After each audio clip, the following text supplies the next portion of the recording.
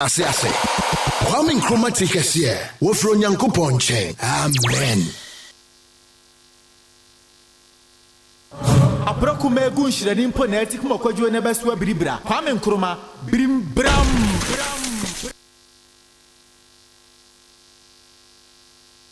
Ade Akye Abia.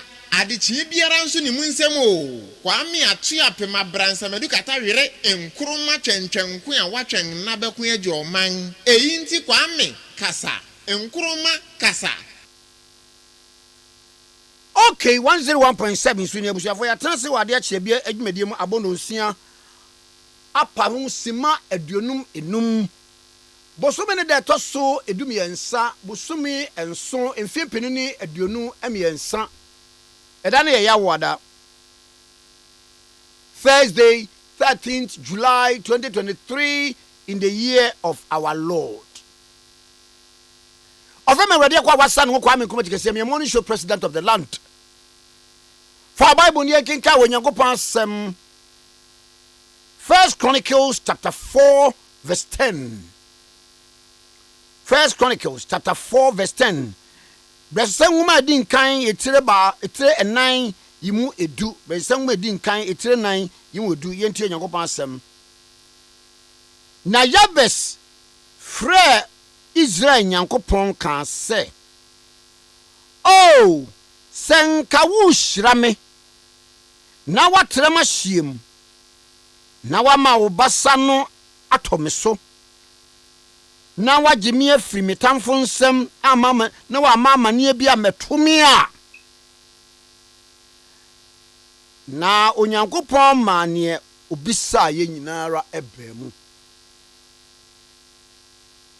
Oh, Israel Nyankopɔn senka wo hyira me na watre ma hiem na wama wo basa atɔ me so na wayimi afiri bɔne bi ama wo haw bi ameka me dia wasena wo Nyankopɔn ema ne wo sereye enyinara ebremu. Na ansa na wo bɛbɔ mpaye ne sɛ wo kan esoro wo kakra wasena Jabes nyanimonyam aseni nuanom nyinara. Waya banti a efiri ni mofrasie na nanim agu ase wɔ n'afoɔ mu. Efia wɔ firi mu obi anim sɛ wɔnim daakye enda so obi aninimu.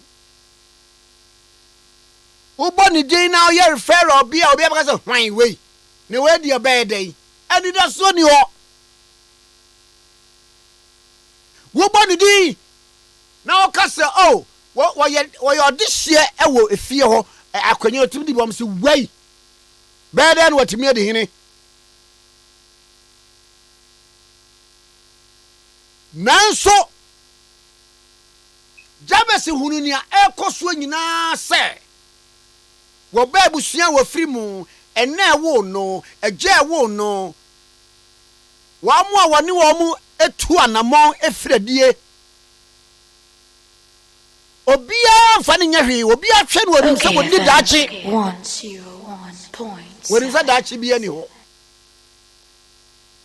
odofo ebra wo huru saade no wa nu obia nkotena se na wose obɔ mpaye ekire Israel Nyankopɔn odofo ba bia yare no duro no ba bia wo hia no duro no mu adendodo eno kora wa anya duane ani awade ba bia wo nipa wo biara a wo funa mu wo abebresem me Nyankopɔn kɔ ne mo anopai ye de obi akoto afiase woni lawyer wo twitwa agye no or the remand boy Israel Nyankopɔn pa ye no pai said the Jabes ye na wo kan ne ma maako enan me pese me no che ne de osumi ba wie o se na wo sufre Israel Nyankopɔn obon pa ye kire God of Israel wan kana sama nkire nipa wan su wan che wo bi no watuna da patwe no wo so kan se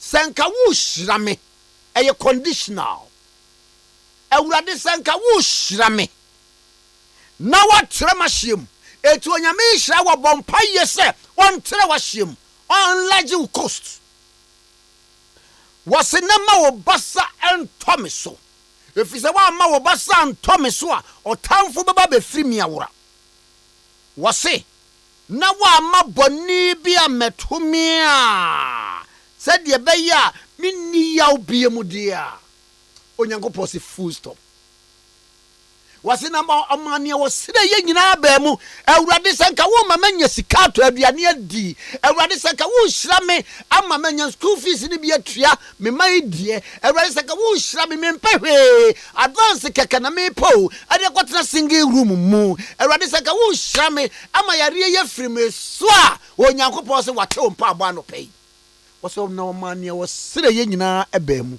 ɛsiane sɛ ɔbɔ mpayɛ ɛkyerɛ Israel nyankopɔn awurade ma ne ɛwo sere nyinaa mmerɛ mu wanye wo firi watamfoɔ nsɛm ɔma nhyɛ ngo kura no ɔma adɔm nya wo deɛ Jesus Christ di mu ne yɛabɔ mpayɛ fa gyidie ka sɛ amen yɛkenkan ɛfiri brɛfsɛ nwoma ɛdi nkan Chronicles ɛtire ɛnan yi mu ɛdu onyankopɔn asɛm nie fa gyidie ka sɛ amen.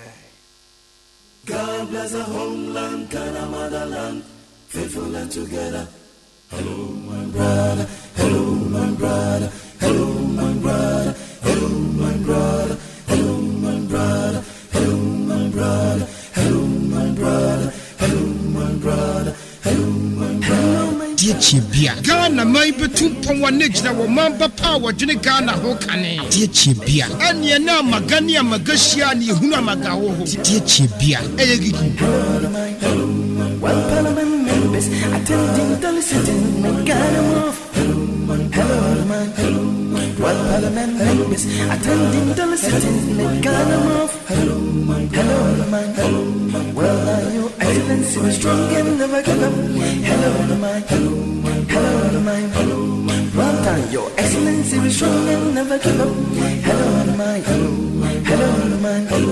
Let our doctors take great attention on the operations and save lives.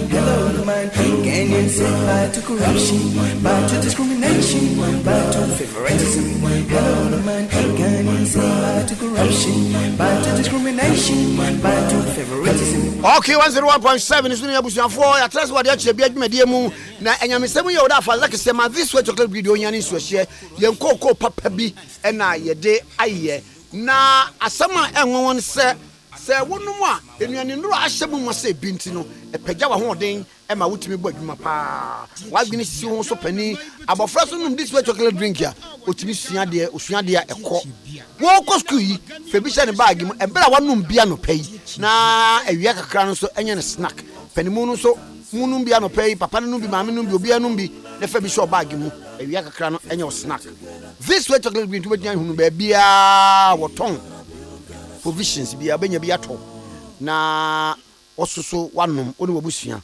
oso yasene e ma ye de motivational message yitumi e de ebrew afei Vodafone for omo ye main sponsor Ade Akye Abia show Vodafone main sponsor Ade Akye Abia show mitimu bi Vodafone main sponsor Ade Akye Abia show na what the promo be by your friend a demo promo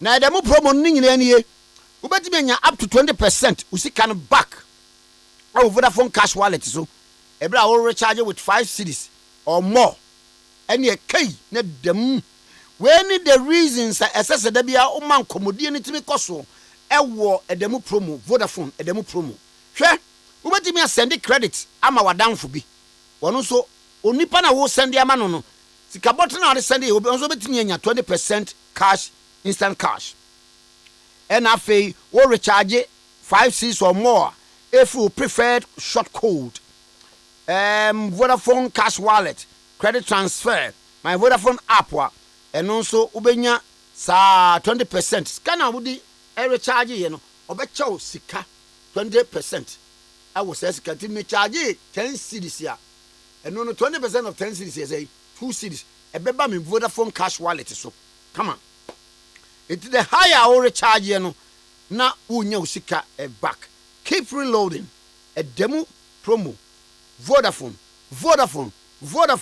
further together okay 101.7 so in na yebedi nkomo yebekọ yanim na yedi nkomo okay 101.7 so tape aba ehun nsem deja engofo bisa questions nom ne ade na yebekọ so na yedidi de ho nkomo na ebia nani bubu adum ne adan na me ya na bisa question ni se tape no wotie ni yie a baako obonidi mensa baako alaji bisu ewom alaji ni kura de akire no o kire na kira kwan se the three northern regions no kane ho no na nye 5 no na wono na chairman of the regional chairman of the northern region, 3 northern regions o kire mu se wasaba ye northern regional chairman of the New Patriotic Party alaji no radio one one owura mensa posi pani bi ono so wom no allegedly no wonso ono so oye no na enipa miensa na eso omuhia ba ko ama muza no wase ofafo no se asare me walaji wo mabetwa wo saa asare be no mini musa mo avet madwen akọ de a muza ofre onu okana no oduru na nche eno se asare amabetwa walaji wo saa no kancha alaji se wafra asare mfa asare ben radio police ni ben enna na accumulated leave no 4 months na mostly no say your mouse accumulated leave na just okwa na just on your way to pension no cross sa mensa no ni di ni wo so no allegedly no me pa cho okọ pension na where there may be so I feel there are a lot of issues and come on koye no wo mu rezi ba ye bebre nkomo no do so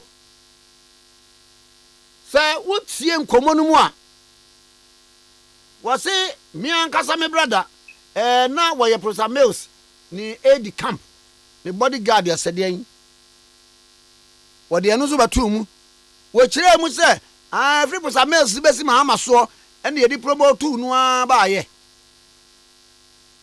na obi abusa question bi se na post ni ameye madwuma de ye ka se me nkwa gaade obi a me pa cha nipa kro the politics e fam ho bai na obi abusa se is it an attempt say okay yemfa bibi se mra se ne bi se be ba se bia ye be ina fi okro na ya ka se yanka se de nipa bi godi nkomo sa na aba ana se nipa bi na papa na adwuma pa wo ye no won pese o mse no we ye ni nkomo ibeto ne be se di nso enkomo na mebusa se kwan kura na record ye alaji no ana mensa no okoye no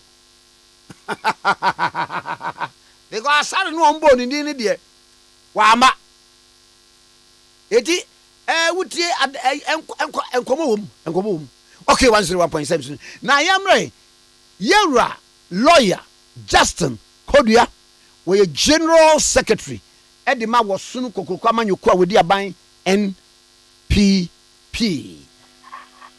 yes me moache Oba Kwame mejo so na wapo mu bako odie Jankopo adaro ma me hoye na so yes yon bako pa we ye mamoni adwuma nso so young affable general secretary of the New Patriotic Party Kwame no what say say no ma we nya no the agenda neighbor Vivian we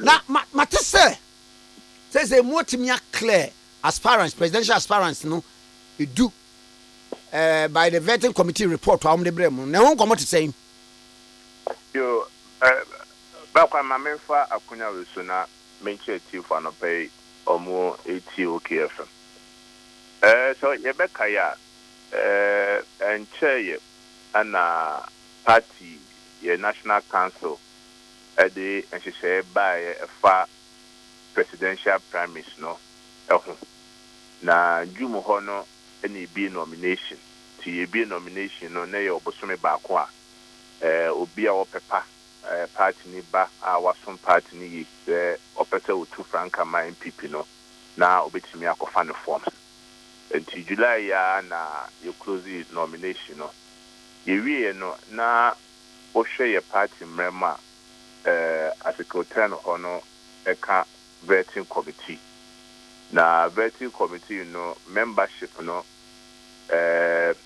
do na no standing committees what national council mo chairperson and national council so appointing the party ka ho enti era right honorable Reverend Professor Michael Kwe and another committee na no tie pa committee no omadwuma ne se na nipa edua you closing nomination no ma file no na se bi omo no mo hia no mo toto ma no na omo hwe so omo se fata se MPP osoko fama yoku kese no betime die no amana yi 10th July na no adwada ya na committee no ede omo recommendation ebaye nti omo de recommendation ebaye no the omo ka ne 2020 say omo hwe nipa du na omo bae omo nim no omo nyina se efata se omo betimi atu franka no ama party no so enam say vetting committee no eka national council ho nti omo no decision in final a recommendation na omo de aba ku a ebetimi agye atum na say obey setan wom na say obetimi reject no national council nti nyame boa on the 20th of July national council bishia na the vetting committee no e de bae no so magini nyina atum so omeyi be free na say omereject nyina no national council e de omano disem ebeba on the 20th of July na say the tie no na wa mo de ba ne te se enu no omo de ba wi a question ko fo busa ne se na enu na ebe disqualify ebinum ana se ebe yeden ana ebe ma direction as to how election be mo be conduct. Election the timetable the national council na dia badada na vet ne dia say abegoku aye pa omo say omo toto impinifo na no omo report no dia ba MPP no entan si say ebia vet committee the report be na national council be kasi bia ye ntuma na se aboato ogu then so enim the BC fi na copy 20th no ebia na national council information bia na bia vetting committee for no monim or be question from now to 20th no nti yen hwe the national council beka on the 20th no say you national council na depending on asama national council no beka no your party no eka say oko article 30 na oka e wo ho say you close nomination wi na your party pinfo no eco vetting national council eji omutum na nipa na omo contest no omo bro enuma na se 5 a ye fe bibi special electoral college ebehia na omo so ne nipa no so amna beka enum omo wie enum na asane akọ the main national congress no or conference no on November 4th enti ni nyina no timetable no wo ho nti e be hwe after 20th nipa dodo na national council be dia tum so oje omunya tum dia e be ko special delegate college no oje more than 5 a e be ko say ankoye 5 dia more than 5 and e be ko straight to November no na dia tie no so national council e be yi obi afiri mu ana mbe okay o mu nyina no a eya na o mu gina e de be nso mu wo emra bi a e bob ko no ba e betim de yi obi afiri mu ana bibi tsa this time said the medical kind intensity na me who can say it be quite so so Ghana mra say edical constitution no say opese your man penia certain requirement be so satisfy the nyina mean say vetting committee na hwe dey bia enfo so be kwa be national council bit ma jo or my attention as a party na attention alcohol let's say bia obi wo ha the criminal issue bi obi wo ha ni didi say ni na vetting committee na hwe enti ba kwa me be mo wa say e bia be ko national council no na bibi sa bitimesi wo gidie wadwuma Ira Professor Michael Key and then a pound for the year. I'm not expecting say people for a bit me. Now I'm right. I feel often constituencies no more be a year nominations. So far, I won't come out to say. And also Tuesday and year 11 July, and then no 136 often constituencies in a day or more nomination form a come out. Nancy say a month for a bit more epic or more forms. Now, back on me account of constituency, I situated here and a constituency MPP in Rashabeja for a while. And also more Bosome back say, wow, Pepano, bet me a copy forms now, what file now, the ama party no Niashe. And to more via near closing nomination, and no say no, and quiet. Your closing nomination, your betting in album, if you are caught to abandoning album. And no national council so in their own wisdom, no, I say there be say we are or more better no much constituency by constituency, there be a friend case by case, no, and some nobody decided, said on my first part to abandon. Then in that you cry no by December 2nd year, now the BSA to be our constituency near Timatu, not the 10. Now maybe edipa constituencies na say often constituencies no mate se binu also kra na omo ho no de mo de beto wansa etisa no mo yes do say often constituencies so far the 136 and yeah ho adwuma baby yeah film no asin enough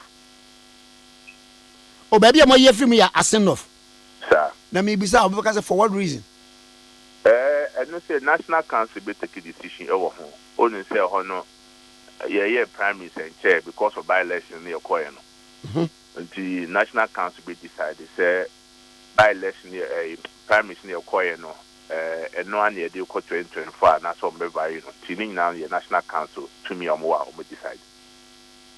Now obi bisa say baby to say Andy Hono second deputy speaker Hono one so to say formula one obi betimi akofa and also so nka ho you say from na Mashabeja or Bejani or no one don kese no and ehwibo nti ho no so national council see nya abotre omo so e be take decision e wo ho and so enka ho e won po de me amebra no nti andi de say dada mini ne kumase munya ho na ma me say a special delegates congress no why no and now wo mo be ba be hia the free polling station e dey by we yi ni say no bra kwa mo ko ye constitution article 1319 eche nipeku a omo form special electoral college no edi kan o say national council nipa omo national council na eto abani bi ana national executive committee almost to abani bi regional executive committees and also to abani bi all members of the National Council of Elders, almost to Abanibi, and all party members of Parliament, almost to Abanibi.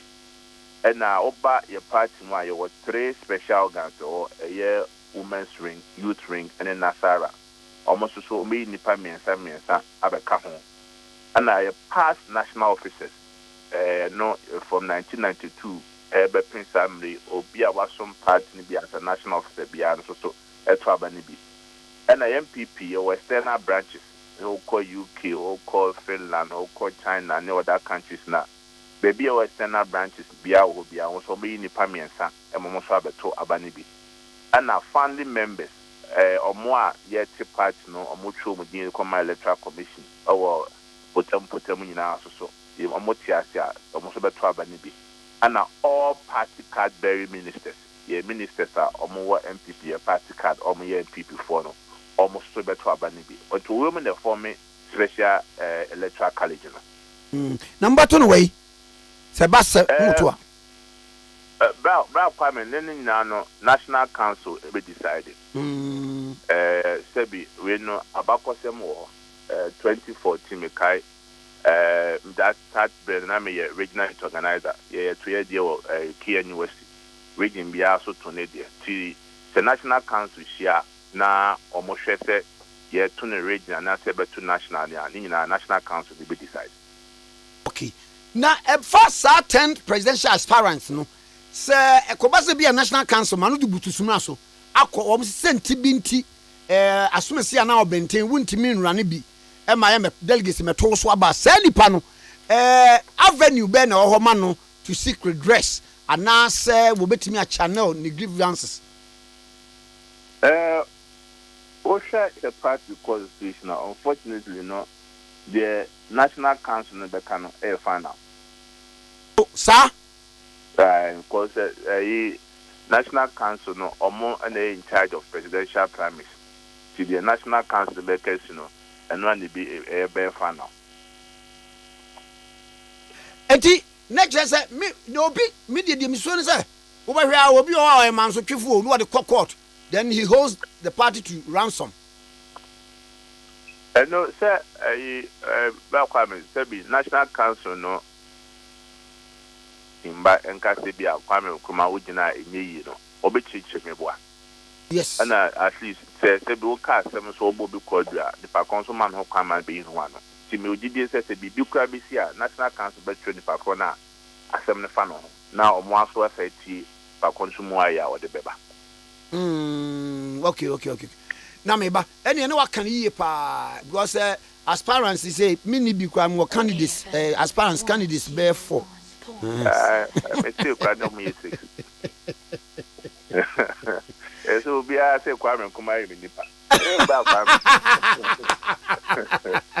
Yeah, say Kwame, born in Nawobiano, I show them one amount of 4 collection, Bina 0, Bina 1. No. Oh, yeah. There be I didn't need. Nelson Kwame Nkrumah, you for Bina, the best from our bra 1 year ago. There be some shady pen crying you. And this is who bunny problem. February in the Paku, and Crashing with the Paku. Na mamemra ayi tape bi aba na de ntia mi bisa ho asam ne se mokọ eye Asen North na eduru ba bi no na ese dembe bi a posifo no ye no na wani nye ho osidu ba bi kura ase munipa bi kura wo mo hwe abato so wo no posifo na beche wo mokọ tape ye ba ye nso no wutie nkomodie bi a certain mensem bi a we posi ni pani oni a certain alaji bi edi nkomo no a wo mo bo Asen North the recent by election as a reference na wadal mama mini kan tape no wanya biati ba kwa beti pa na o jere say edi kan is rather unfortunate the BBC ebetimi ababonten na Kwame baby a oti central dwuma a wo ye no be nkofo information bro me boa me so Dankopa Daroma me general secretary man PP no me so nkofo be information pa both from the security agency and one central phobia the whole ekwan a far so a sa nkomo no ekoso and the ekwan a far so a sa recordings no nya koso and the ekwan a far so a sa recordings be to about no ba Kwame yes now obi anam fomo obi anim no my course it's rather unfortunate say BBC ebetima course na we no kra to ntan na general hanu ka say obi anam fomo obi anim kwan course na che say we private information bi a ebi kra me kra menim ana bi a yentimi mfa ntodwa ba Kwame said as my mekan me the foundation ma me boa Matias here so you think komo you din komo the question is say komo na ati no say ne kra ne sa na tie ne sa na tie no and the different matter okay na eto so bi ontie ensema ya yenuamo NDC for ene nipa ni bi kikafa ho say MPP aban MPP party for ni bi sebi epese ya na yeyi yira IGP free ho ni nya ne se say MPP party no per se we are Bamu 2024. You see, Kwame, Ghana, they be no assembly bar. No cranny to me come one no crack. One share a quiet NDC, a quiet MPP, not some no crew Mukrano, now Kwame, you refi me boy. Pa, yeah, MDC MPP are for in nature. Oh, now I'm surprised, NDC for a just a na central food bisua in baby or mutna as so I just some neginem. Sebi, and it's unfortunate, sir. What radio so after you uncle for church, you raji pimo, Kwanya obey, you ratamils, ADC. Now, with 2 crowd with 3 years old steady leave or buy a promotion with 9 year compim tama or my pin and not down for the bear and IGP. Sebi, yes, I know mana. Now, Obi Trasia no Oshe in NDC time, Papa no or Rising could you say, MPP time or Rising could you say. Now, a Juma pa ebia the competence I see yesha no. Black Kwame no efrimo. Near Jatuo. Near Jatuo. Sebi, into a man pay na danko kufuado. Ebra wo yi radampare. Now we nim a crown fast to share say ye police, a Juma wa ye the ranks of firm nya buy no. Black Kwame no nim. Him said there will be a national security report on Papano before class say a post in the Beman. Sir, said because be a NDC for no a Tiakunan Swa, be a Kaira Dampai, and I could be and a walk on fast position, man. But it tells you, say, or man penning and not Danko Kufa, any MPP of mine. They are bad near the Juma will be a one did can't share competence.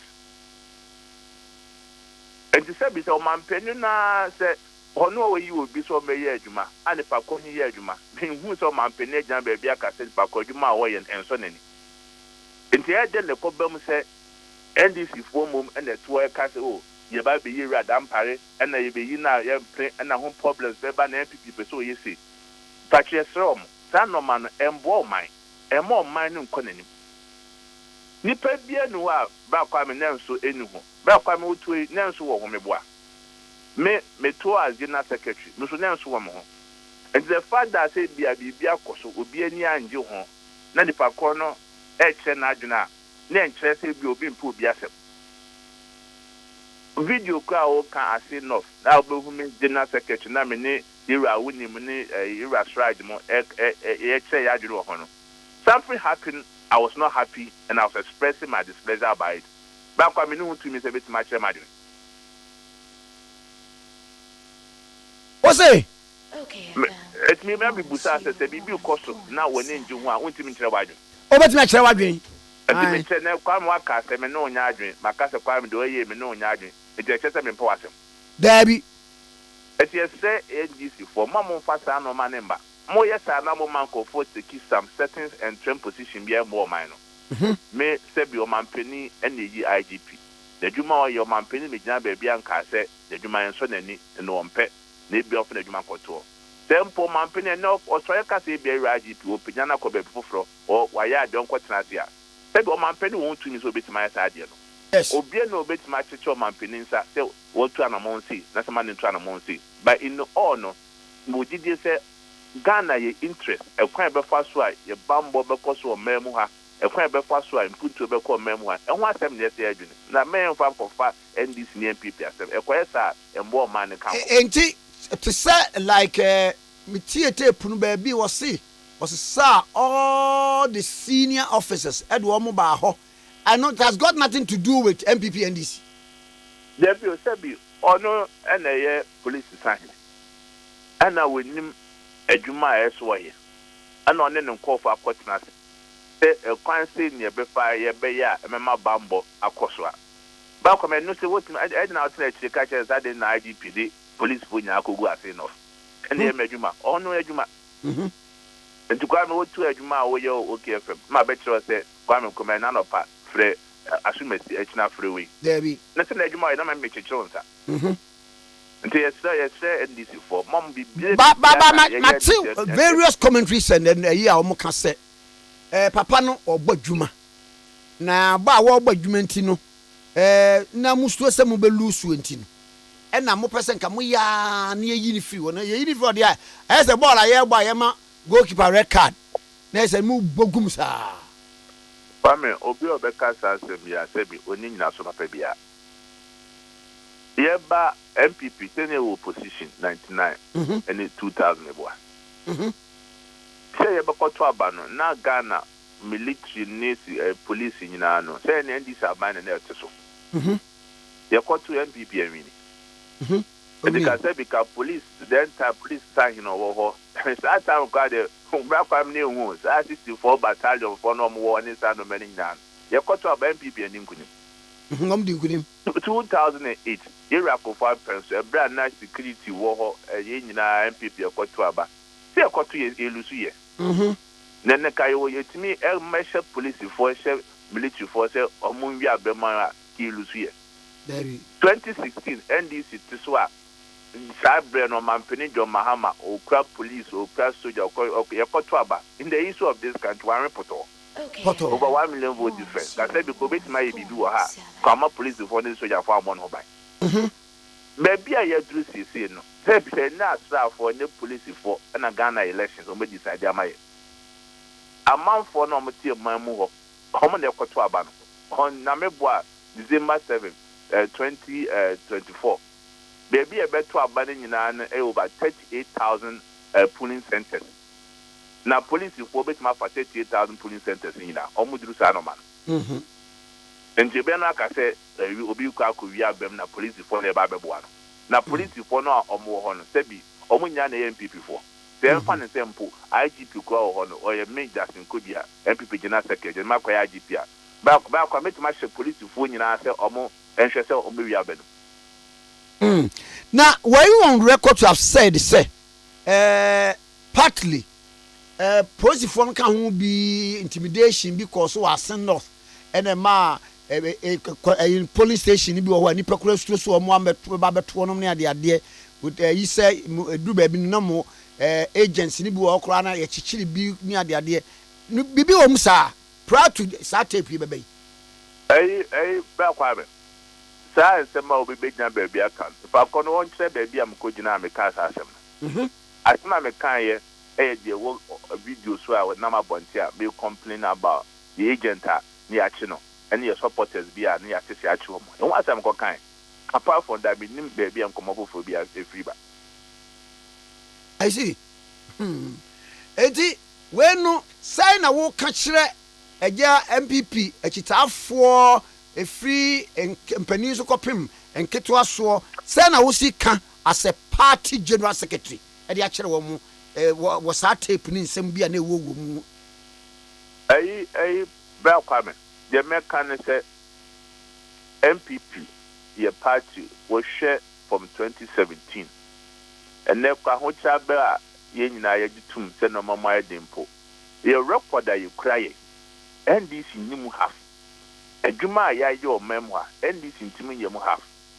At yeah, we have a message, we have a record, and a Ghana forcing him say, O man in Puntu, a man Bekonanima, a MPP, a bit my Yajumano. May we should remain focused.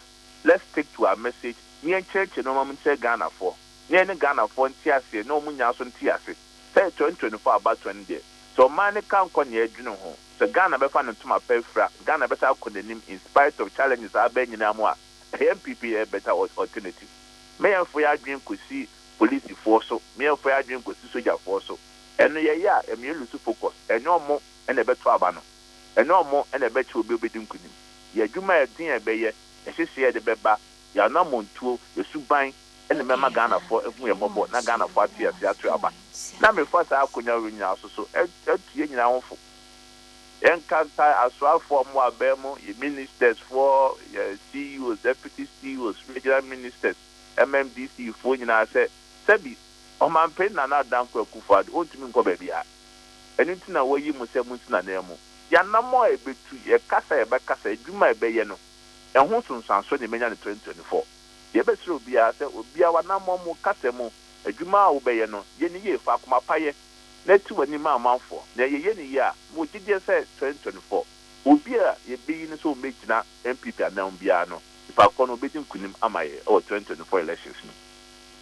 General ni so se ni wa twen koma no pay. Ba kwa msmeda. Yes, yeah, that's a lawyer Justin Kodua, General Secretary. Edima MPP Amanyuku, okay, 101.7 Suni. About your latest form for mattress papa the any tongue, mattress papa latest form any tongue. Na ye were king size, double 1.5, and the Eke Kahunya be was students' bed and so latest form for say who pay near maybe a try mattress ya. The Pamcho high showrooms across the country when you be at all. You bought other form a papa.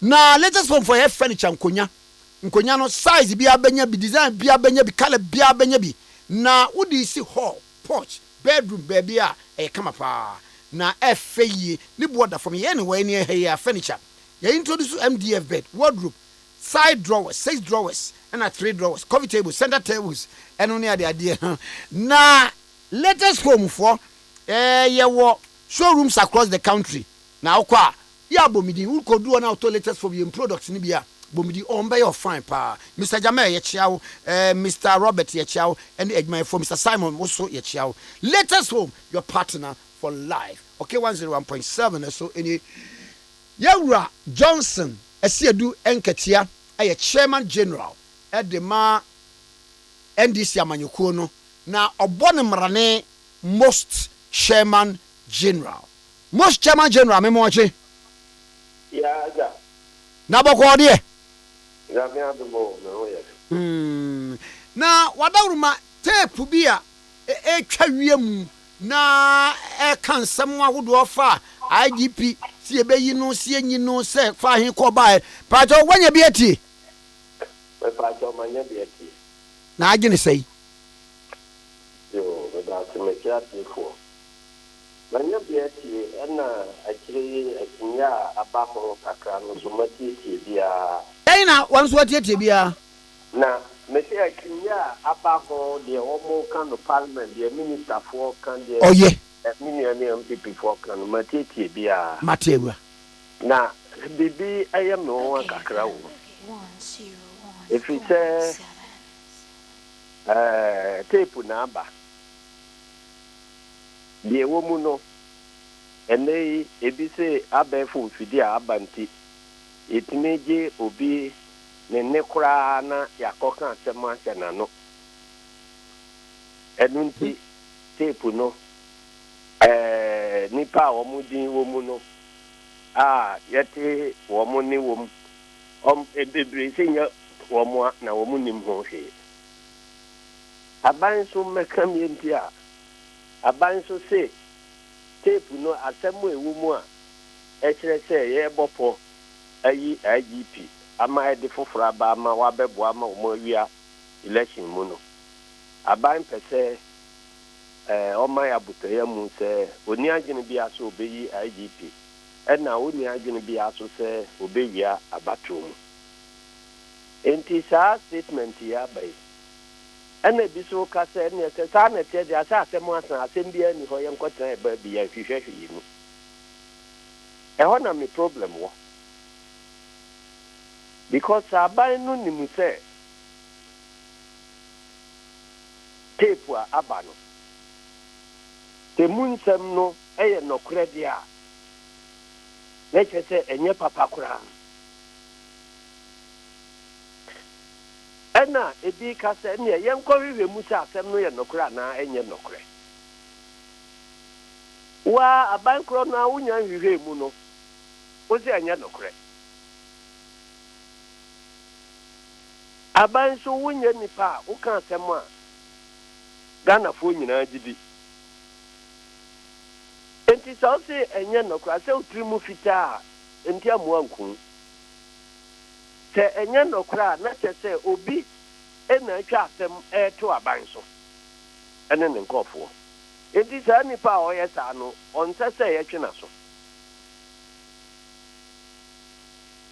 se ba se nsemu ewotepu numu nyina bia nye nokre na kwabrani bia kotena se abopo ahihye saa na emasa ebetimi de confusion aba o man mu no enti nipa emfidie no ode ye yo jebe no ode ye yo enti saa nipa no enta se ehwehwe no na ye twena so Enti akase enko hwehwe mu a adan na aban wo kotu chew. Ana MPP fo abata ho adan na omu kotu chew omo. Se ba se nsem a ewu mu no nye nokura. Enti asem a nipa no so aka fa MPP ho no. MPP fo ensusu se etese ehwehwe mu na ye hohoro wo mo ho fi. Denti a questions na me bisa no say ati say parliament asi jina say on ba hwehwe tape no ye nya hwehwe mu nti eno nti na ehon semo a me ka no ebia me de aye temisa no. But Ambrose Deria ko parliament akokanie was Dampare is not going anywhere. Interior Minister tells parliament. Anya no nya asem no kura o.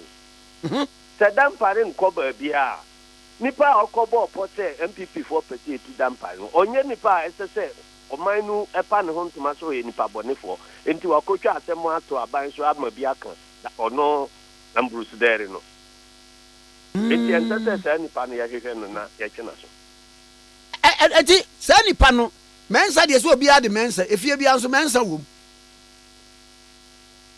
dabi nipa ono etepu ya sa nipa omudin wo mu a ya bobo se we ye mensa we ye no wo mu na e ka se nya wo mu na ye no enti na nipa ono atena se atwa sa asemu atoto sa mensa fo no so no on se ya hwehwe no na ya twena so e ba se empo sa tepu no wo mu ya bobo omudin nyina wo mu nim ho hwe ena obi atimi akotena se edi afidie bi ape voices ena wa contract edi deceive o man no se prosi adwuma no se ni ya tani pan ensa se ya hwehwe no ya twena so ana ye ja ni pasa na se kyena otimi koye tape foforo ebe kire se president se wa declare wo ye nkokon ba bi na manfo na Nigeria fo Togofo wo mote se Ghana president se ye mekon wo mo na wo mo de atuo ebesane gu ye so a emfa ha wo mre ye enti ensemu a ye hwehwe mu no etase ye hwehwe mu no enye se bia obi a ye hwehwe mu nwie na obi bu atense de wo mu a etase nipa bi akotran se abopo se wo mbetu IGP na MPP yanya IGP fofra obeboa MPP ama wo mo awia abatu mu no se ba se asem no nye nokura nipa kro okobo sa atpo no eye tape no bae no se ahwehwe no na wa enya mbransem na ye de no famra kwai so ena wo a na we yo mbede hu nipa kro nya mfidie na wo mo de ye no ye di akira se ye be hu wo ma wo mu nim aiki no wo mu wo kwanya tape no fa so epie ye no yetimi tresi a ko hu nipa efri ni so okay ya tie wo so okay doubt ya tie yetimi tresi back e ko hu se nipa sumasi na o record o ye okay fm na fidie no o de record o ye enti wa record o ye beti usu ne echewa asemu ewo mu no se wunim hu bi se kwan benso na ofa so eto ansem sa ade to afidie so to pete no te becho very easy eniti me how ne se adenti na MPP fo esi ho kwan na wo mo gi ho akinye se asem se ya ba mo na ya twa asem ato mo so se enye nokra enfata se ehwehwem na nipa anko o se mudin no mo akura munya no ne ekwe na so na mo butom yam adenti na ekọ hwehwe sa nipa no se enye no kura adenti na mom ye ekọ hwehwe sa nipa no mo se mom pere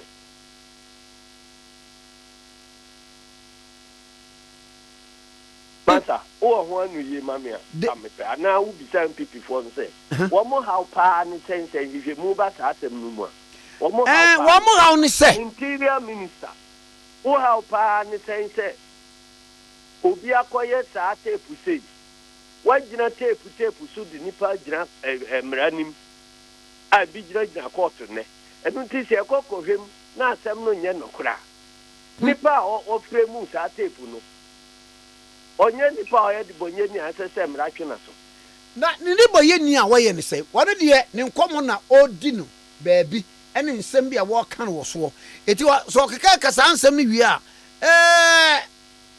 ne bɔne a wɔyɛ ne sɛ oh samu se nipa ne din wo mu no nyɛ ɔno na yɛ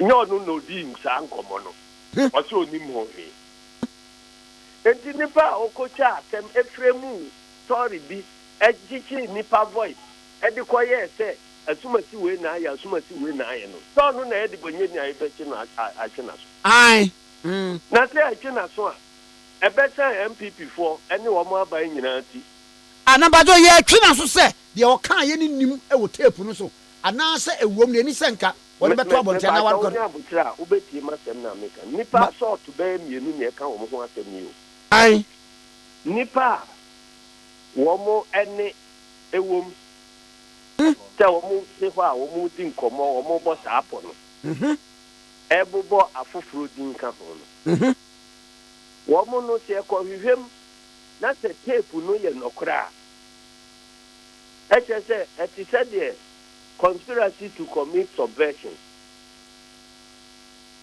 Nemra ho makot number bi bopo ebeye bibibi atia oman no eno nemra ena bechi wo mo ye nipa assault baako ena the second one te ko hwehwemu na se enye nokra enye danya enam obi so na saa tape saa a enye nokre no etimi beto dwa edi oye nei eba eti nipa kura ono ko transi bopo etimi di afidie fremu tape saa ebobo nipa edin wo mu ni ade no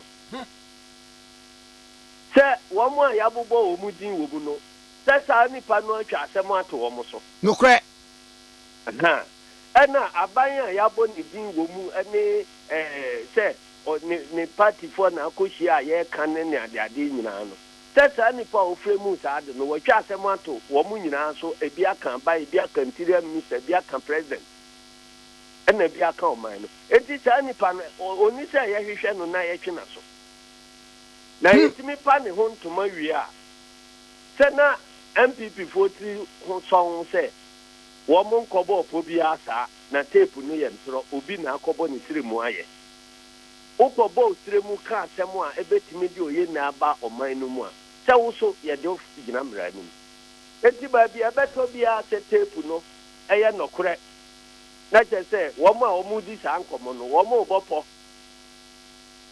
e di abese oman no se ko hwiwe mu na tape nsem na ewo mu enye nokore a wa ba osiremu so aka no wo so wa koya ade a eno so etia oman no etia nipa wa bobo wo mu din wo mu nyina se wo mo ye mamoefo a wo mo bopode abese oman enti ba bia results no be ko bia se e be ka se tape no ye fake na che se wo a wa create fake tape no wa asem se enye nokre nokre so a na mo amu wo mu ni pobo ni amobo no so no mo so mo ye nyamrafo a ese de mo famra kwa so enti wan ena saa ne ma mienu ye hwehwe mu se be nokro se enye nokro emu hefa ena ebe ha MPP for ene wo mu ministers ya wo mu aba aboso a ye running from radio station to radio station to defend the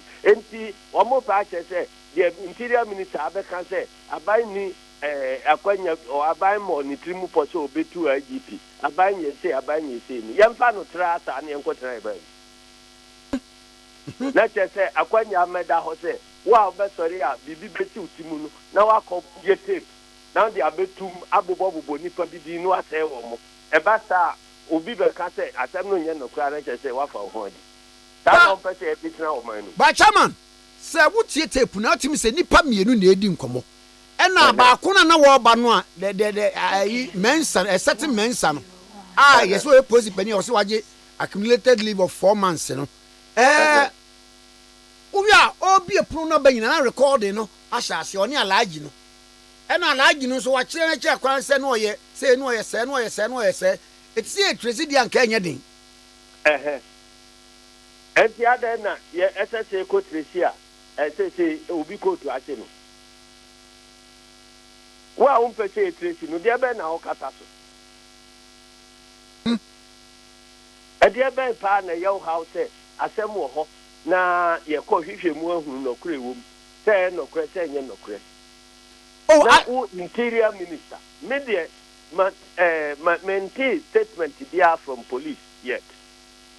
But I am manage unim de ntra. Debbie. The police for issue statement to say wom. A ja better police service no mo enye papa. E kwan asensendi. Because a boy a boy, one more boy. Ni nyina ne say ye pese two police ahene. Say ba say no kra.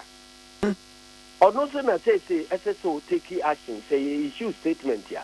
Ono na say oma ho to me ana ono ankasa issue ekase asem no to say at night so. Enunti no asem na be for no. Enti ono ko issue statement here. Amanfo betimi asori agran say ono or act in this conflict of interest. Asem we fa no no aye ho je. Ki Talkman here. Bitwasie. And no ko issue who statement.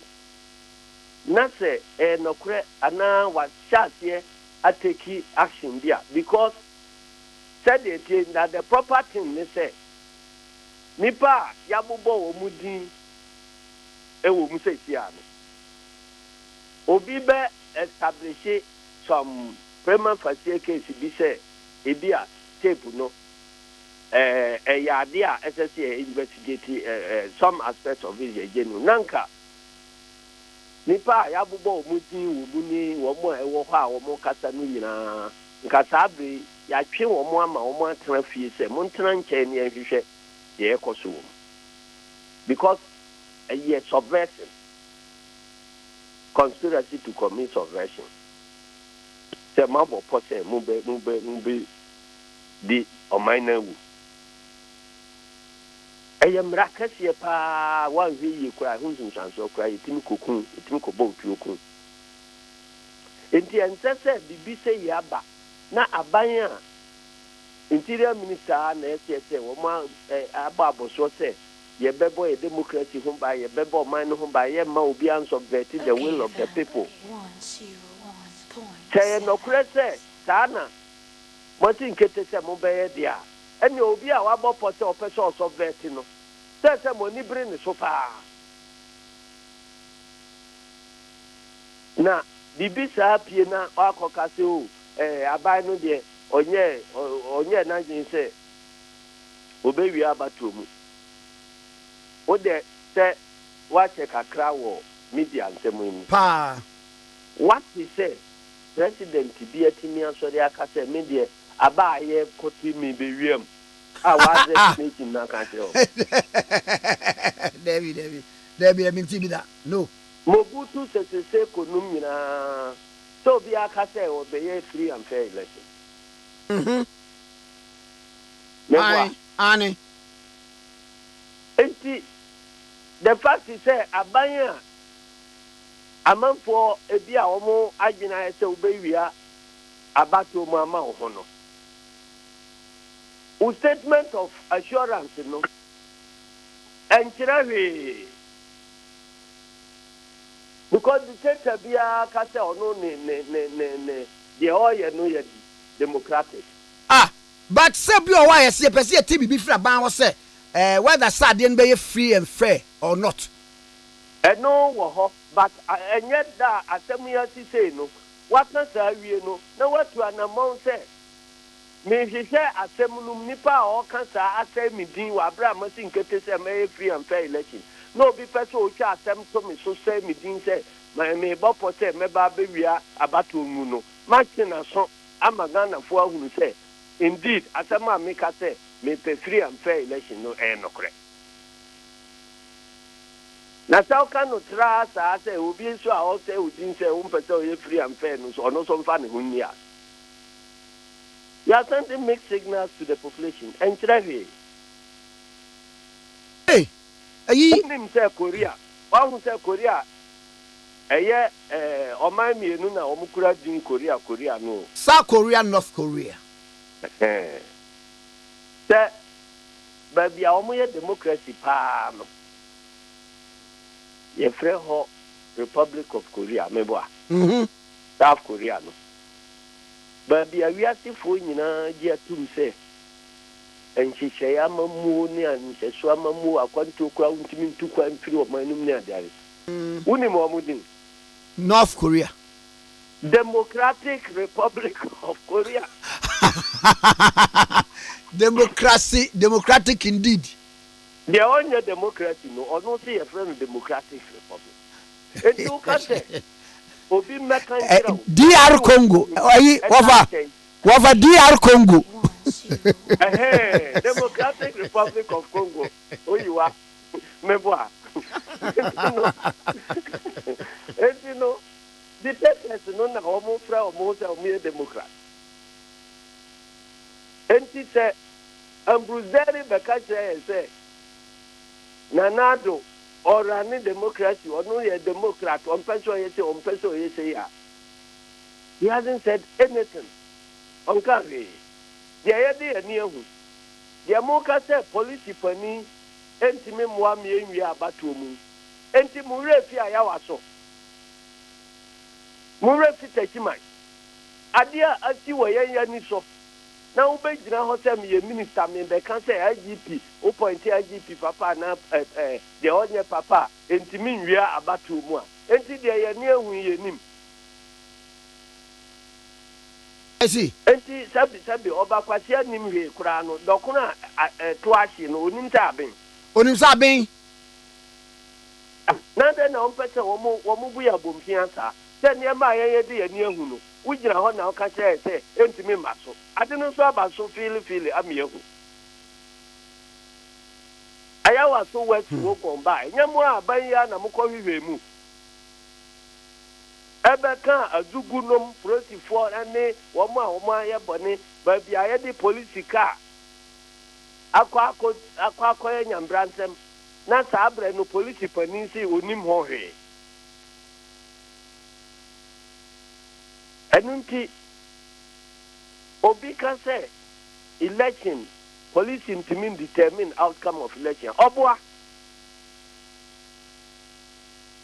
other than election, you have election quality. I see a free and fair. Free no tiase.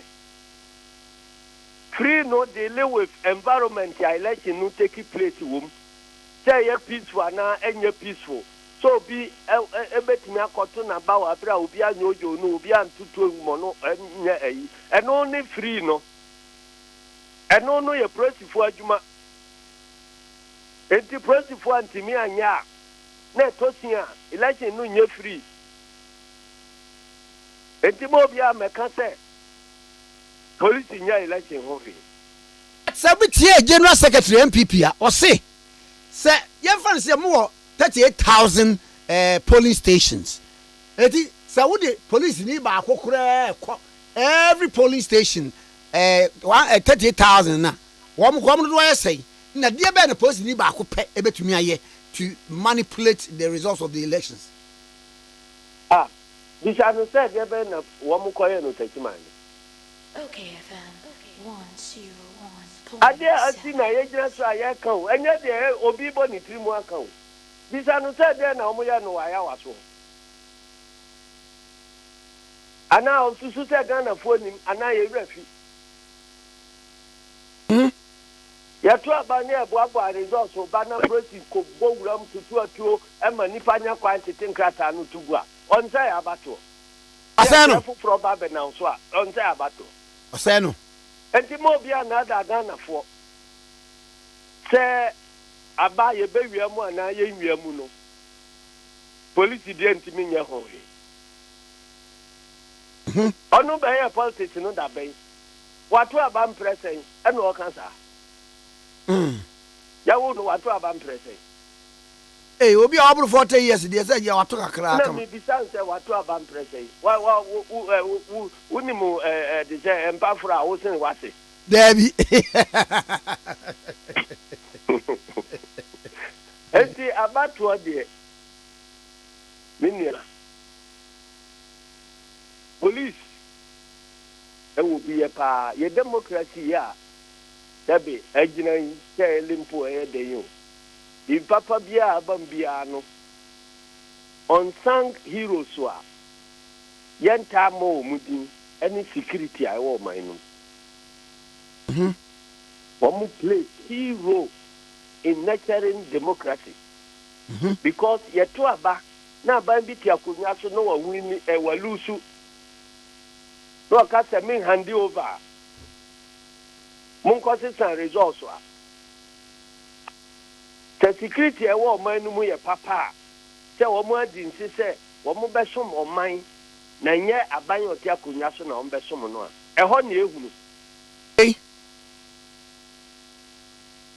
eho no niema koso fom no obeka kire no say masa ye nkoye we enti hand over dano na obehu se woni tumi na security no ye security a eye compromise ya o say yes amasa waka sa say nipa mi kum wo mokra na ye dane resource a ye koya aba na wasan tena wakonya so eno ni democracy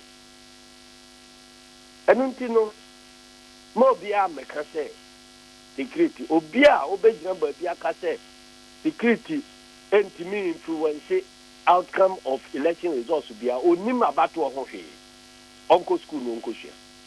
I see. Because quality election is about free and fair election. Free no at the level say voters no want freedom say so bia nim asisi bia nim obi anya kwan koto na ba e woni kwan so eno ni free no. And that one deals with security. And you know, maybe the MPP for no can defense ya omo putu up no. And no kra na kire say wo munim people no bibi. Awoni mu bibi say oh e wo kwan be so. Na obi atwa asem wo si ntwanto so e na obi atwa enti ye montungu. Na ya chan bibi ato so a ese udin na ka se mumien kohwehwe mu enya nokora nipa kora oye sa ade no ye mpe no ntwe na so nokora so a wo so se sa apo no a wabo no so ye ntwe wa so na se mimien hwehwe mu kora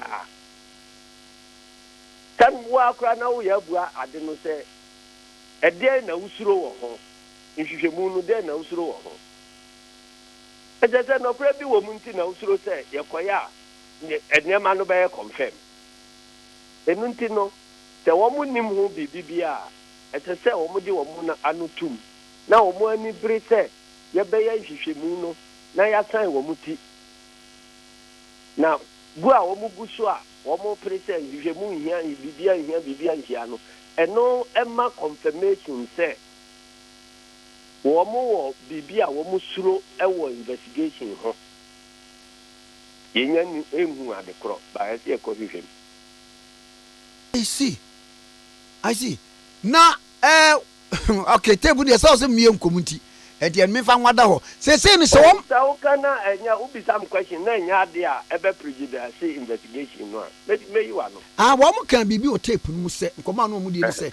Yewura dampare. Mo na beduru ba bi o wa beduru yi se mo man promotion upon promotion. Eduru ba bi kura na yewura mail se pen so no. Na se when the bodyguard you said then minim se ehwo no etisen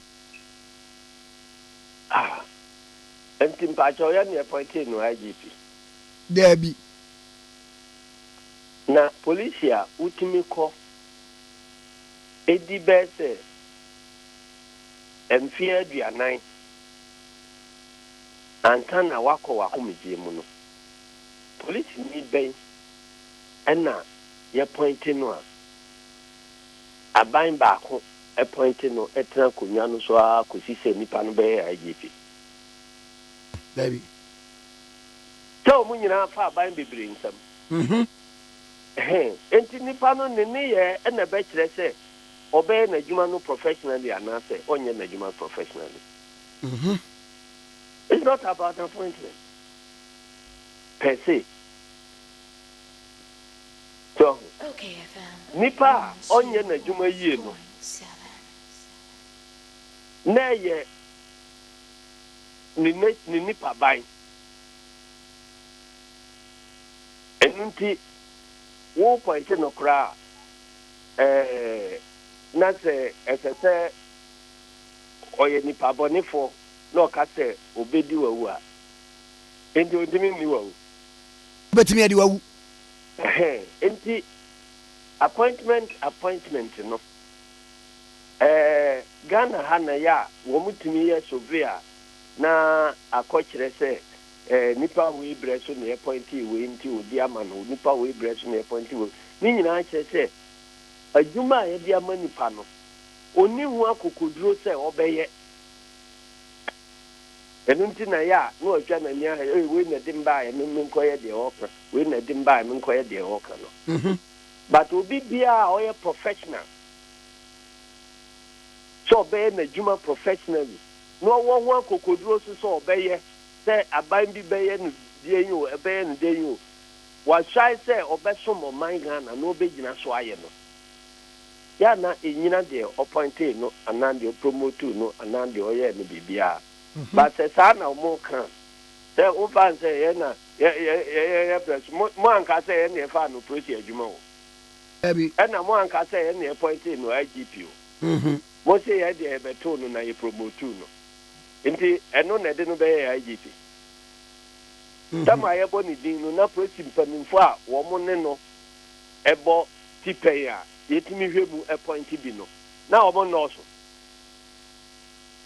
amodoso enunti bibinti na ujira ho awa appointee no enti mi yanka appointee no so wo de no ba kire Ghana for say oni e wo sai no abesom o man Ghana enti so no ojitum so obesom o man Ghana na bia on pesa o ne wo ye kusumasi agadi a na se obi abeka se ye mo ne ho po ne entu no a enta se how so obehiwe mu se asem no aye kan no nipa kura o ye sa enye nokre enti wo twa asem ato ye so ase ye di ye hwehwe no ne ye ntwe na so na onim de ekoba nyina no Dr. Baumia ohe Tali take we nyina no de ba asem na Dr. Baumia kan wo ho what in another said when the chairman of police council yet vice president anambwa Okay, FM. Yes. 101.7. Ajuma constitution dia sha unsa say ye no what ya no na number bi say digitization economy say what am na aba no this is about the police and now we are chairman of police council someone ba allegations here they for the MB for the IGP ama onu ayedin a osusu say any interest of the nation so be kasa sabre enti wa wo ye wo munyina pani no de na wo ye wo ho oh sir ebia wo twen se bia this weekend bia ne campaign wo de besi ba bi ni wa ba what is say ye ku dita na echi nipa ye ka say me twa akoye campaign ansa na na be kan kuufo no ho asem we de se ku mai nipa ko chi a omo gbopo adi abese o mai no undi ku dita you say me manu butusum na so ye yi mi ankaza me bra adam pare na Ghana besei o dey butai no di you eno so your point nipa no say ye nyi no ne en subvert election because me body awa no say kwanya ye fa so etimi ye ayawa so west wo go ma omunwini ye no dan pare anko e bi sa wa asen yes enti ye nyi no sa ne butai ni say o yi no ama nipa no abesei abato wa tutu atu akunkum nipa ne ade de ben subvert in the chance ani ehu so yɛne number bi ne ɛkyekye doctor fo a yɛbobɔ paneɛ sɛ wɔn nkɔyɛ ku na obi a wakɔhyɛ baabi abɔpɔ sɛ ɛyɛ nɔkorɛ sɛ ɛnyɛ nɔkorɛ ɛna meka no deɛ ɛyɛ nɔkorɛ a ɛnyɛ papa ɛnyɛ nɔkorɛ so a ɛno so obi na wafiri mu ɔno nso yɛ subversion na ɛno deɛ monka ho asɛm ɔman adwuma a yɛde ama as vice president no wagya ɛno ato hɔ sɛ mekɔwie me campaign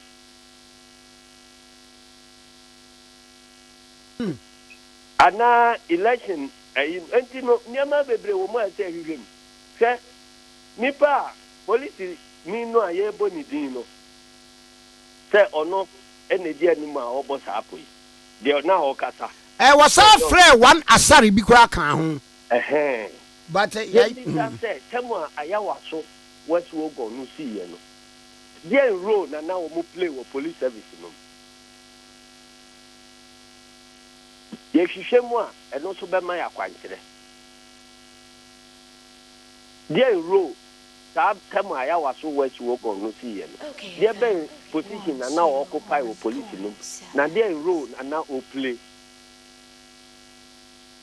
sɛ ɔhwɛ polisifoɔ kaase so anaa sɛ ɔtumi ɔno na deploy nipa ma wɔn kɔ operations anaa bibi saa no yɛnhwehwɛ mu nehu because nipa no sɛ nɔkora he seems to be suggesting sɛ deɛ ɛkɔ so wɔ ayawa so no yɛ papa a ɛsɛ sɛ nka bi kɔ so wɔ asen ɛna bie mu nso sɛ wobɛkae sɛ adeɛ bɛkye ame akɔ asen no newspapers bebree ayɛ MPP newspapers wɔn nyinaa yɛ headline de mfoni bɛto mu sɛ meko declare wɔ asen ya plan ya bɔpɔ bi sɛ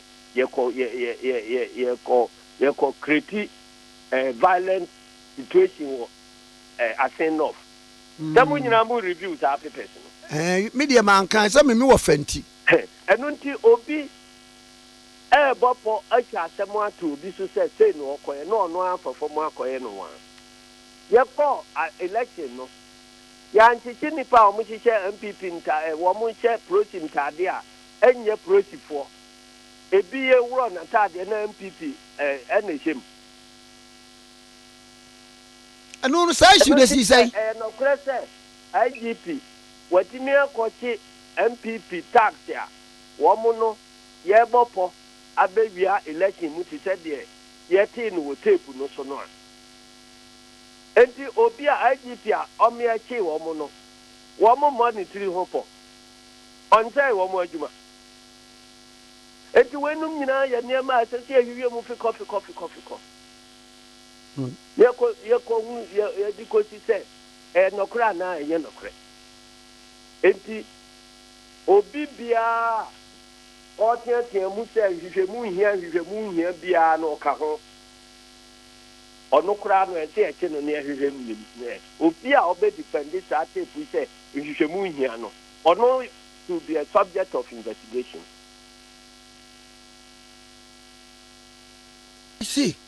I see. Na tepu mu so no ayi nipa koro no erezi adeɛ bi wɔ sɛ mo koraa no mo ahyɛ ne bɔ sɛ sɛ maama ba mobɛyɛ no sɛ running mate o and apart from that no koraa no wɔne mo taa ba meeting paa binim sɛ table no ɛfa wɔ baabi wɔtie ɛno nti na meka sɛ yɛnkɔ hwehwɛ mu sɛ yɛne no yɛ meeting a baabi a yɛyɛ meeting no sɛ ɛbɛda adi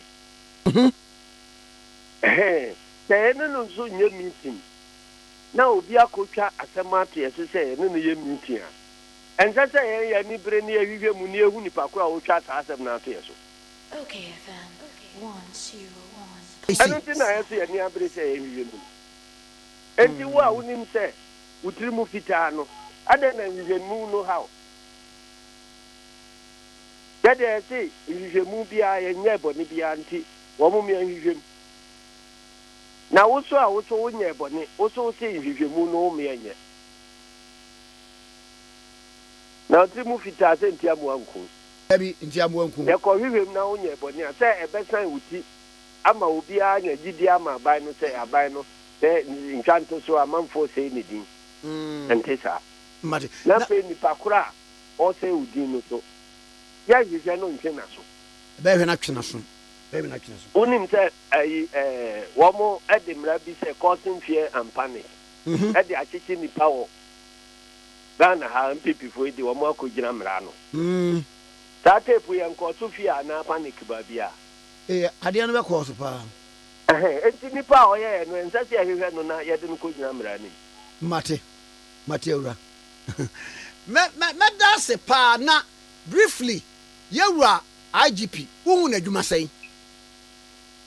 me deɛ mempɛ ntɛm mmu atɛm sɛ wonim sɛ yɛpɔnte no na amanfoɔ bɔgye so dampare bɔ the best so and so mobisa me muhu sɛ meka bi asɛm a me ne mo kaa ne sɛ yɛde adwuma ahyɛ ne nsa ɔyɛ n'adwuma no a deɛ ɛyɛ no mɛka deɛ ɛnyɛ so mɛka enti ɔbɛyɛ adwuma no ame ahu no ɛne ɛbɛtumi abu n'adwuma no ho atɛn yɛ saa na me ne mo kaa saa na no yɛ kaeɛ ɛno nti ɔhyɛ ase a ɔyɛ n'adwuma yi baabi a mehunu sɛ mfomsoɔ wɔ mu no sɛ meka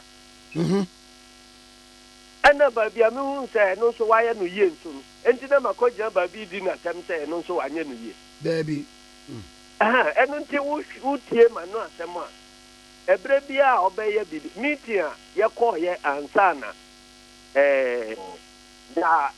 ansa na yɛkɔto aba no MPP NDC ɛne LPG ɛne Electoral Commission ne Ghana Police saa security meeting a yɛfrɛ ɛma yɛ nyinaa yɛwie ɛsɛ ohu sɛ yɛtwitwa foto ɛne MPP executive ne ayifoɔ nyinaa ne policefoɔ nyinaa twitwa foto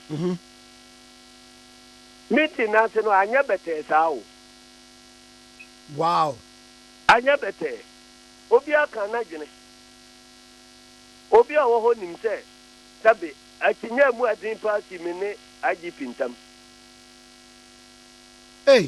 because ɛnyɛ ntɔkɔ a mene no ko I was insisting on mmara no a ɛsɛ sɛ yɛde yɛ adwuma ɛna deɛ ɛha me ɛnso mede to dwa it is particular mede to dwa sɛ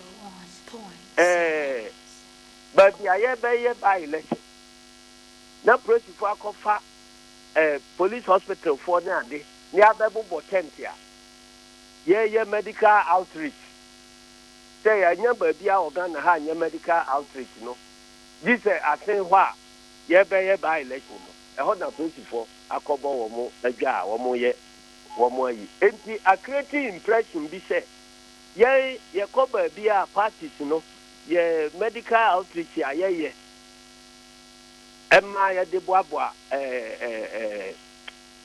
sɛbi wɔn a ɛtete nkurase no ebi a ɛno ɛna ɔno nso yɛ bi na a creative impression ɛwɔ ɔman no mu nyinaa sɛ deɛ polisifoɔ yɛ no wɔn yɛ de aboa MPP abayi enti hɔ yɛgye akinye paa ɔno nso kyerɛ mu sɛ polisi no ɛnyɛ da biara mmaa anaa tututoɔ ne ade na wɔde akyire na mmom yɛwɔ biribi bi a ɛkyerɛ sɛ winning the hearts and minds of the people ɛsɛ sɛ polisi yɛ biribi na amanfoɔ timamufoɔ no ɛnya gyidie wɔ wɔn mu sɛ wɔn yɛ nnamfoɔ mmara na wɔn de yɛ adwuma deɛ ba wɔn yɛ nnamfoɔ ɛnsɛ sɛ timamufoɔ no esuro polisi nti ɛsɛ sɛ wɔn yɛ biribi a ɛkyerɛ sɛ amanfoɔ bɛnya awerɛhyɛmu ɛwɔ wɔn mu sɛ wɔn koraa sɛbi wɔn nyɛ aberantamfoɔ wɔn so ɛwɔ temama amanfoɔ nti wɔn aba abɛhyia hɔ bebrebe saa no sɛ wɔn tumi yɛ biribi ɛde boa asenfoɔ no a ɛbɛboa ɛna meka sɛ I understand it mɛnti sɛbi me wɔ security background kakra I understand the importance of soft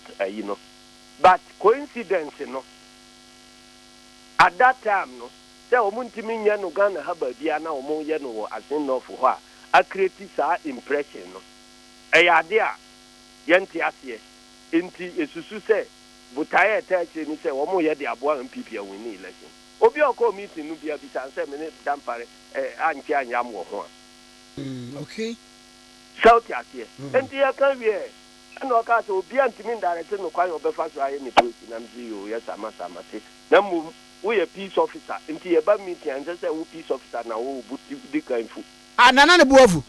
ɛna yɛ nyinaa yɛde yɛ sɛ deɛ wɔse wɔfa me bumfu yɛ na saa nam kata so ɛti ɛfi nyinaa te obi Mate. ansa na adeɛ atia ma na kɔyɛ n'adwuma ɔkɔyɛ n'adwuma nso ɛhɔ so ɔkɔyɛ n'adwuma nso a mehu sɛ akɔyie no sɛ me ba abɔnten bɛkaa sɛ wei deɛ dampare wayɛ n'adwuma enti yɛmmɔ polisifoɔ aba so enti me deɛ woyɛ na ɛyɛ a mɛka na mentimi nka sɛ woyɛ nipa papa wayɛ papa nne nti no woyɛ nipa papa ɛfiri nnɛ kɔsi da a wobɛwu enti da a wobɛyɛ adebɔ ne mɛka. Okay. General, ɛyɛ ni sɔre sɛ ne watwe nkɔ yɛbɛda ase paa. Yo, me nso me da ase. Ma yi nso mɛba abɛgye. I forget no.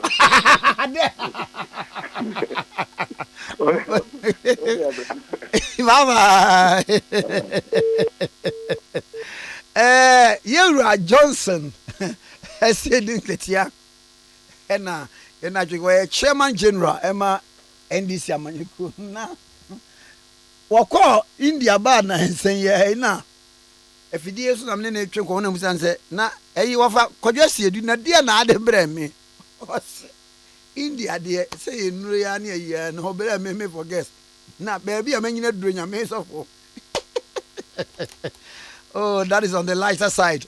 Yankoi Honorable Samuel Okudzeto Ablakwa, MP for Northtown, former Deputy Minister of Education, spokesperson on Foreign Affairs. Honorable Memoache. Yo, Major Somenia. Nabagodi. Yamiadum. Pachona where. Bibiaso wako pa. Na maba unchenya, wedi enkomo baako na ewomu. Yes, what true krata. Ede akwakoma World Bank fasika bi ho on the communication ministry. Nomne ade ede ben komuni. Yo, medase edi kan mamenchia tiefo nyina. Eno krese mature krata akwakoma World Bank. Vice President Oya in charge of integrity systems. Onuna Oya, the senior investigator or World Bank. For some time now, Ubekaya monitor the activities of Nigerian cabal via Omwa taking over the communications space in our country. Ubekaya and Chebia and raising matters with company via your friend of Smart Infraco. That company during COVID, almost say Omo Kobwa ama public servants, civil servants, Juma from home. Smart workplace platform. That contract, same modus operandi, no transparency, no PP approval, hurriedly handpicked. Later, and I will call PP ratification of that contract. Okay, Auditor General's report on the COVID expenditure. Auditor General I indicted company no say omo taxes. Omo the Ghana for about 1.7 million Ghana cedis. Sa cabal no omo ye Kelmi GVG ubekaya some years ago is revenue assurance contract in some lack of transparency, lack of accountability, just handpicked under very shady circumstances. Omo that same Nigerian cabal. Enti omo latest conduct.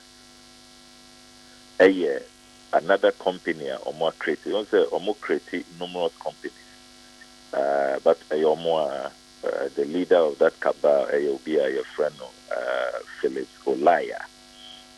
Na onoana or your beneficial owner of Kelmi GVG, onoana or your Smart Infraco. Onoana this latest dubious contractor may analyze a assent Ascend Digital Solutions Limited, a company or established 5th April 2019. No track record, no competence, no capacity so far as a Jumana or Moye concern. Omo register company no. Omo first project a $48 million rural telephony project.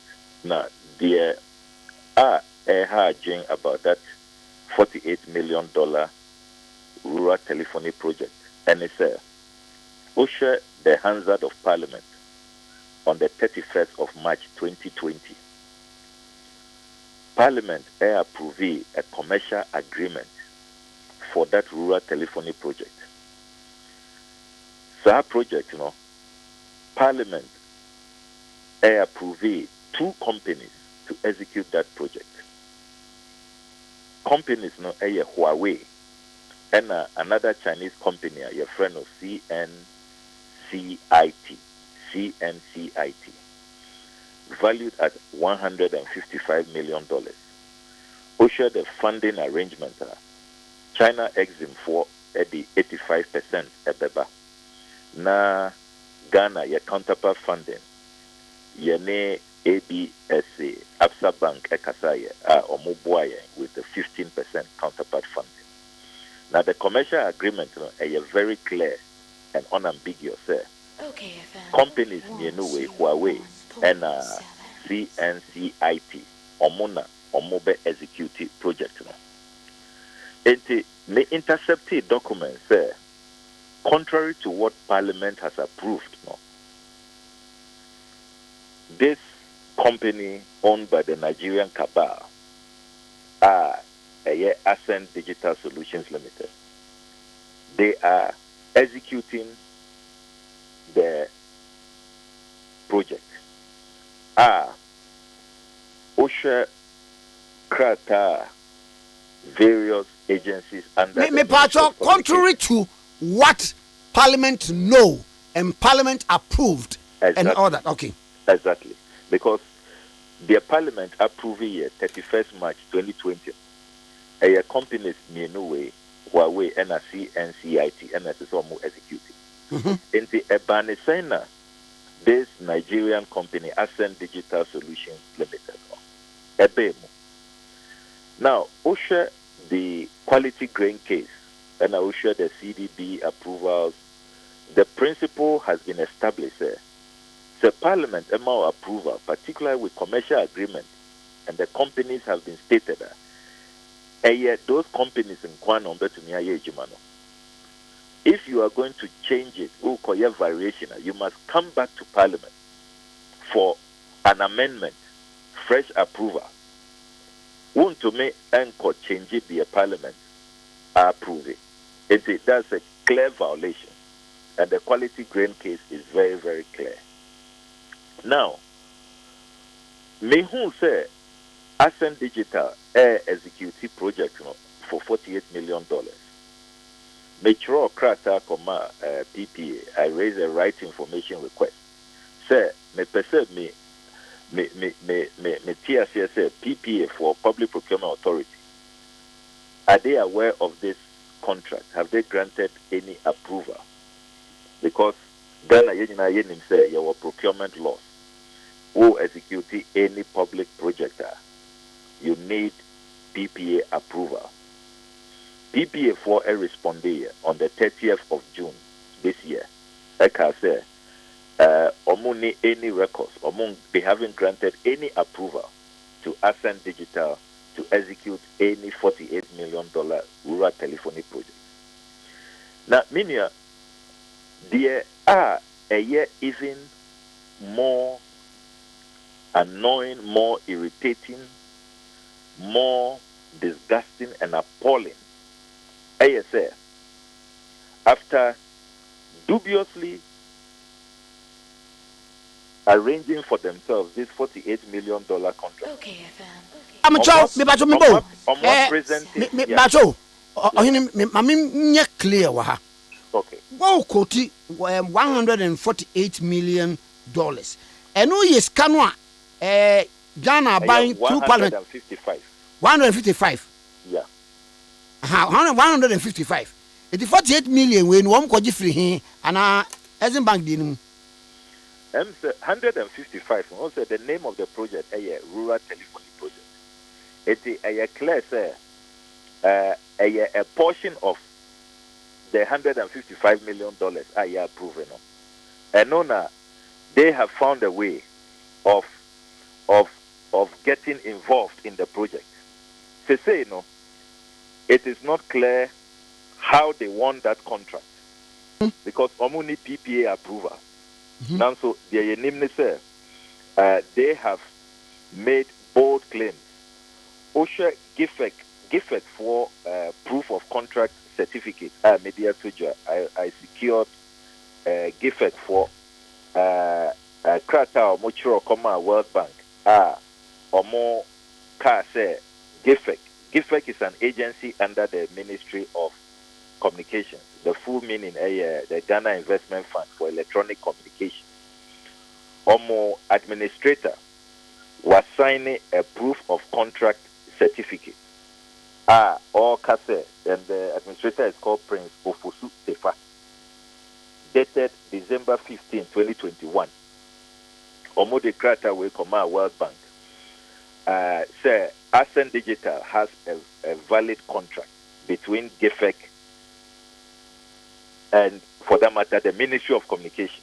It is based on this honorable representation, and Omwakwako secure another $49.5 million contract sponsored by the World Bank, which is known as the E-Transform project. As I said, Mutia say you have to understand the chronology. Okay. One say they needed this $48 million contract to give themselves capacity, give themselves track record, give themselves credibility. Because Ascend, now Omuni credibility, the Omunye Juma Biada, they did not have any track record in the sector. It's a hurriedly put together company, 2019. Omunya contract, the Omu executive project here. And they found a way of getting associated with this rural telephony project. There was no parliamentary approval, no parliamentary variation, no PPA approval, and then they went to present themselves to the World Bank. Said, $48 million project. And I give it for to Emma or more cover certificate of attestation. Said they have that contract. Nita for to Emma or more cover. Said they have that contract, and that is how they presented themselves. They are doing this rural telephony project, and so they qualify for this $49.5 million e-transform project. Omuni Elter Tigo, Omwa forming a joint venture, and they have won that contract with the World Bank. And to usher modus operandi, anything they will do, insider dealing, conflict of interest, arm twisting, just to grab every project in the communication space. There's another one I may track it. I know I'll reveal it later. Say modus operandi. And the question is, which Ghanaian can go to Nigeria and flout their laws, trample upon their laws, and just grab everything to themselves? I mean, it's mind-boggling. One guy say, COVID buy company na one more airport no. Now you say a Nigerian company be ebra ema ministers designate ye de minister no fa kwakwa manu buy no wo so buy no he came to find say wo munni license no money license and our boa mo nya ye sabre adwo asafo ewo procurement ministry wo say wo buy na wo munni procurement certificate bebre eti sasa na ye ne the passer wokai and sir that company na your friend almost frontiers yeah say modus operandi another Nigerian I mean no track record. The question is, why are we doing this to our own people? your Ghanaian businesses, which are IT firms. Look, Ghana IT firms, very sought after internationally. A big cry here, Juma, at other countries, or more credibility. You know, suddenly, no, there is no IT firm. They have the capacity. These Nigerians come here and they go into all kinds of unholy alliances with ministers of state. It's the Emi Depanse Wokai frontiers they see here. I remember Same modus operandi. Ukubekaya at the vetting appointments committee, time and name member. Ministers Nina Yabisomo, not obi a name contract no bushe. Foreign minister, I remember. Leave me out. Transport minister, information minister, yes, health minister. Now when Mekaisa under the law, they needed a health license from HEFRA. You know, the health regulatory agency. They didn't have it. Now, so they were engaged in such a sensitive biomedical activity. Now, when you marry, what's the room? Edi and Naka Crab, no almost over $70 million. Oh, yeah. Woman declare woman first, almost say, ya Magana state, you know, a little over $1 million. Yaka woman fakoi. Oh, yeah. That's all the argument said no Gucci for Krano could have taken up that tax. No Gucci could have done it. CSIR could have done it. Oh, their counterpart in Kumasi could have done it. Kolibufte Omo was very, very, very respected in terms of international standard. You know, medical laboratory outfit. They could have done it. Omunyana, they were abandoned. It's the same modus operandi. This Nigerian is doing in the communications and digitalization space. And Minya would hear some of the stories. I mean, Onem said Airtel Tigo was taken over by government of Ghana. And the government of Ghana Airtel Tigo for $1 when they took it over. Now, as I said, President Akufo-Addo or appointed a board. There is no board or appointed the board. And yet the Minister of Communications is acting as the board, and onona or approving me were internal memos approving even this joint venture, asking them to work with Accent, all kinds onona or approving the RFQs, onona or even the final award of the contract. I mean, it's look, conflict of interest can never look so nasty, can never be so stinking. Into this matter, no. OSHA World Bank for even page 10 of the e-transform contract. If he said, so would notice he said there has been insider dealing, conflict of interest.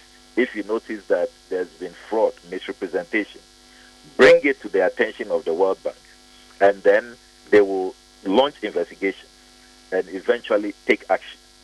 And why this is very important, Minia, meaning say, Ebibeka say, oh, is Honorable Okujeto Abla not going too far? Is he not being unpatriotic? Mepacho. As I say, yenyina ye kai say, sika we nyina ye bo sika kese ye bo say no. Eye loan so, enye grant, eye loan. Ente, if we don't insist on value for money, we don't insist on transparency and accountability, these Nigerians will just come, take our money away, be smiling all the way to the bank, and Metraki or more, I see what they do in safe havens, in Grenada, in Bahamas, and all of that. Enti, omo tam yesika ako. Now so yen and I say because a loan.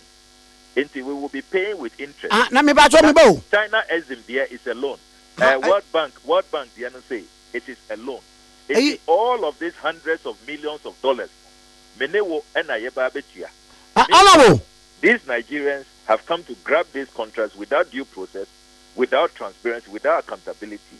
They engage in all of this insider dealing, this conflict of interest, and then there's even no guarantees. Because OSHA assesses now, on even rural telephony, shoddy, shady work, and they are just smiling all the way to the bank. And we have to pay for it. The poor Ghanaian taxpayer has to pay.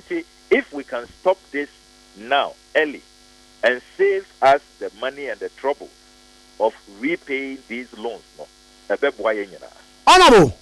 Yeah. The Amibisa say Ascent Digital Solutions Limited. One more day Anfa Parliament. Anfa Parliament is so dear. Money can't be expended on this project without recourse to parliamentary approval. Ebani say ya wano esla no that can work for him or the Tria Ascent Digital Solutions Limited. Another boko for yata no catches the fata unyaba makoye contract the boy mine homes can mfanko.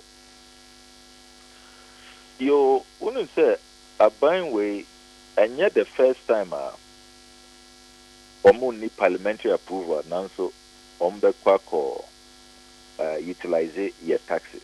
They have been very notorious for that kind of misconduct. Obekaya National Cathedral, no parliamentary approval. Nanso Sika, over 339 million Ghana cedis. Ena Omuyiye. Until I intercepted documents and a finance minister Obe considered during the vote of censure. And Oka said he thought he could use the contingency vote. And we pointed to him, say, this cannot be contingent. Contingency, Bibia, wouldn't him say BC. Abia flood in BSC, accident BSC, national disaster BSC.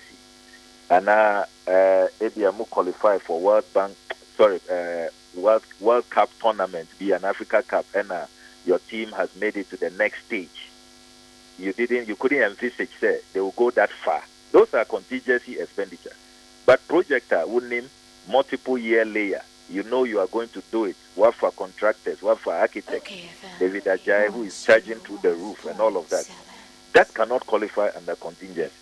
Into Obekaya, later on, and 2023 budget where he tried to do the right thing in November 2022. For the first time, he put an allocation in the budget, 80 million cedis for National Cathedral, which I am glad, sir, we all came together to reject that allocation in the budget. And yes, they know, sir, it is wrong. It violates Article 178. You cannot be engaging in these projects without parliamentary approval when they have not been even approved by the PPA and all of that. But they have a history of that. They are quite notorious, for that kind of conduct. But I can assure you, sir, once you are taking this matter up, our eagle eyes are going to be on this project. World Bank for our acknowledging receipt of this petition. We are going to assist them. Fortunately, your whistleblowers from within, they've just had it. They can't accept this situation of foreigners just coming here. And we are not anti-foreigners, but you see, our leaders, the ministers of state, should not create a situation where we have different set of rules, different set of conditions for free amanone, and then by your local businesses, we are killing them. We don't support them. They stand no chance, and all of this insider dealing continues to favor a particular foreign business interest. Any idea, as I say, you're entertaining, and we should not tolerate it for even a minute more. Indiana,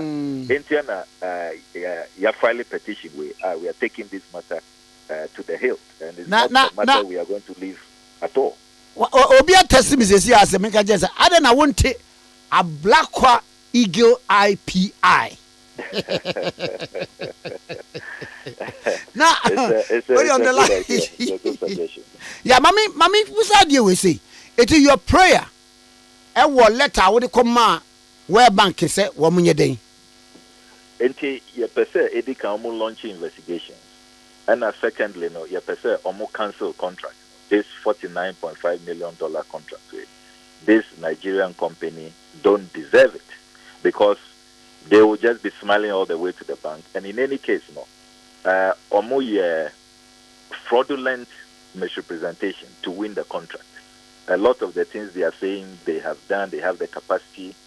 OSHA, even the circumstance leading to even the JV, is fraught with a lot of irregularities. Okay. The Airtel Bigo and Nip board, the insider deal, I mean, it didn't give any other company who took part even in the bid a dog's chance. And the whole thing, it mars the image even of the World Bank, said they would award such a contract in any country. And they have to pull out.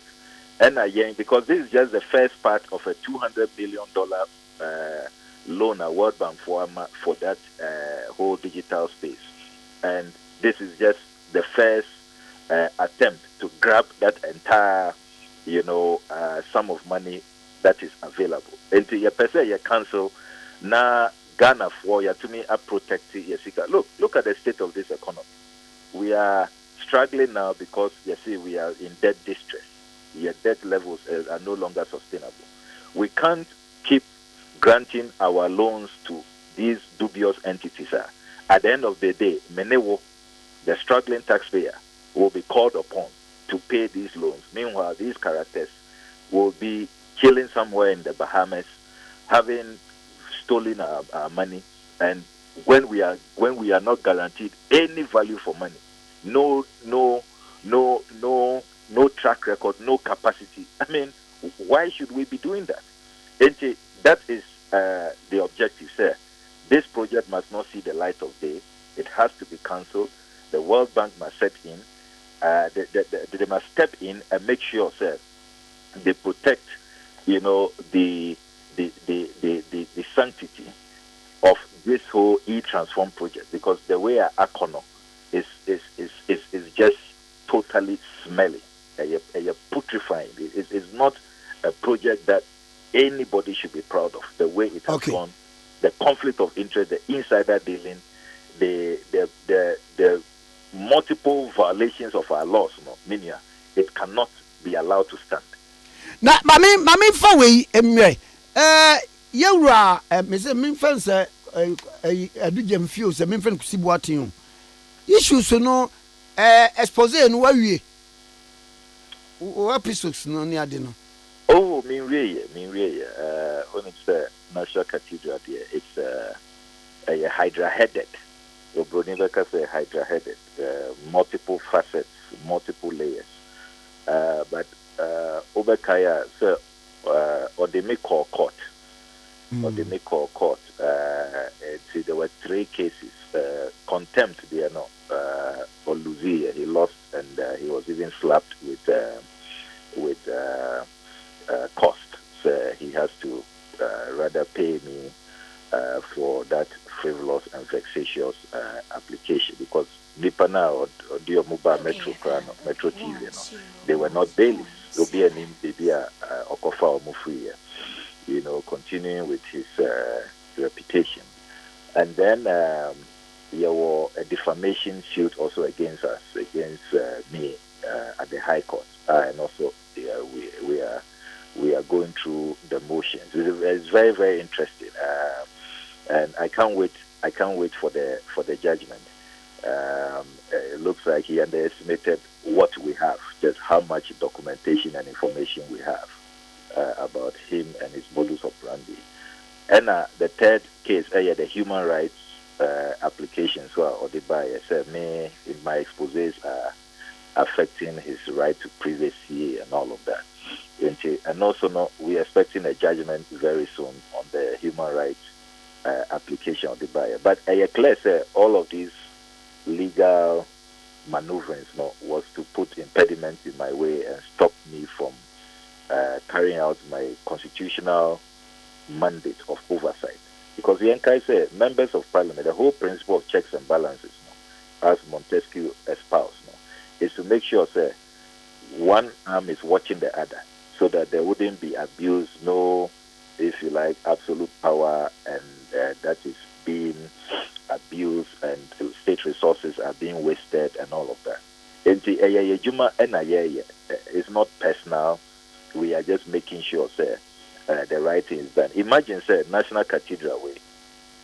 my intercepted documents, no, and the na air cost, no, it didn't come to light. Anka, can you imagine? At least we're able to stop it at 339 million. That's $58.1 million. Imagine what $58.1 million can do. But if we hadn't stepped in with our exposés now, Anka, by now, Abiana drew $200 million, $300 million. And what was going on, they said, Omu yi sikano, omu yi ye taxes. No. It wasn't even going into the project. Indiana, many workers say we have the world's most expensive hole. And I'm not surprised, even the architect. Honorable. Yeah. Last week, me call site. Good. Let me answer. Na me kodru one. Ade we no ma ye tutu ayi wo se a house bebre. Ena bi wo a omagu concrete wom. Ena bi wo a ye nwui. Ena ye twetwa iron rods. Bebrebe na eguo. Ena wi na achi. Said this here. Ena gu ho. Ena cranes no. Maku be 5 ewo ho. Na on a of anonymity, we busa ni pan say. Cranes we motor ya na say no say your mine anto. Na ye rent na esiwa anya adwuma ni nyina day in and day out ye tuaka. Okay. But many myself wants to be in nkomo wa ha no o kan say oh e ade a o mine procure ya to ewo ho. Ma o kan say tell isi hunu no architecturally no aka dade na ombe import they will need about $100 million import that the entire dade ne ba ya na ye hye ne kyese yenzu ne ye kwa no no woye ena won say is surrounded by many high rise buildings. Yeah. Enti me ko fro ba ku bi a eye be etoaso be 15 floors. I'm called the last floor. Wujina all there ye pa. How sad. Very, very sad. Yeah. Very sad. Yeah. But they don't make any say. Yeah. With these 339 million expended on the project, no. Now can you tell me be simple biya? Oh. Because me beside the cost of the project. I'm saying no, they don't know. Because the Niema Bwako here ding and then the variations of the project, you know, sessions of the project, you know, it keeps on changing. Yeah. Huh. Oh. Yeah. I mean, look, $58 million. And who said, is it Ghana? We are refusing to learn. God me patch me bo. Yeah. And now me call Luxembourg. One more park, Le Jardin Park, one. Unso almost cathedral be okra one year renovation. And it's just a you bet me and your sir. One more crowd is a historical monument. Na and now one year variations be on no quite one more 1% just ancient no ba beto no beto said yeto. Sydney obia onim opera bia no. Ubehu ye hanka opera in Sydney kebaka se yakwa kobu ka Paris so omo opera na ho no say ke bebu ato agu ada na bibia na mu bu ato agu ntie de ye nya bibia eye historically beka say okay in 15th century say na netie yes ye ba ye say na be sia kan.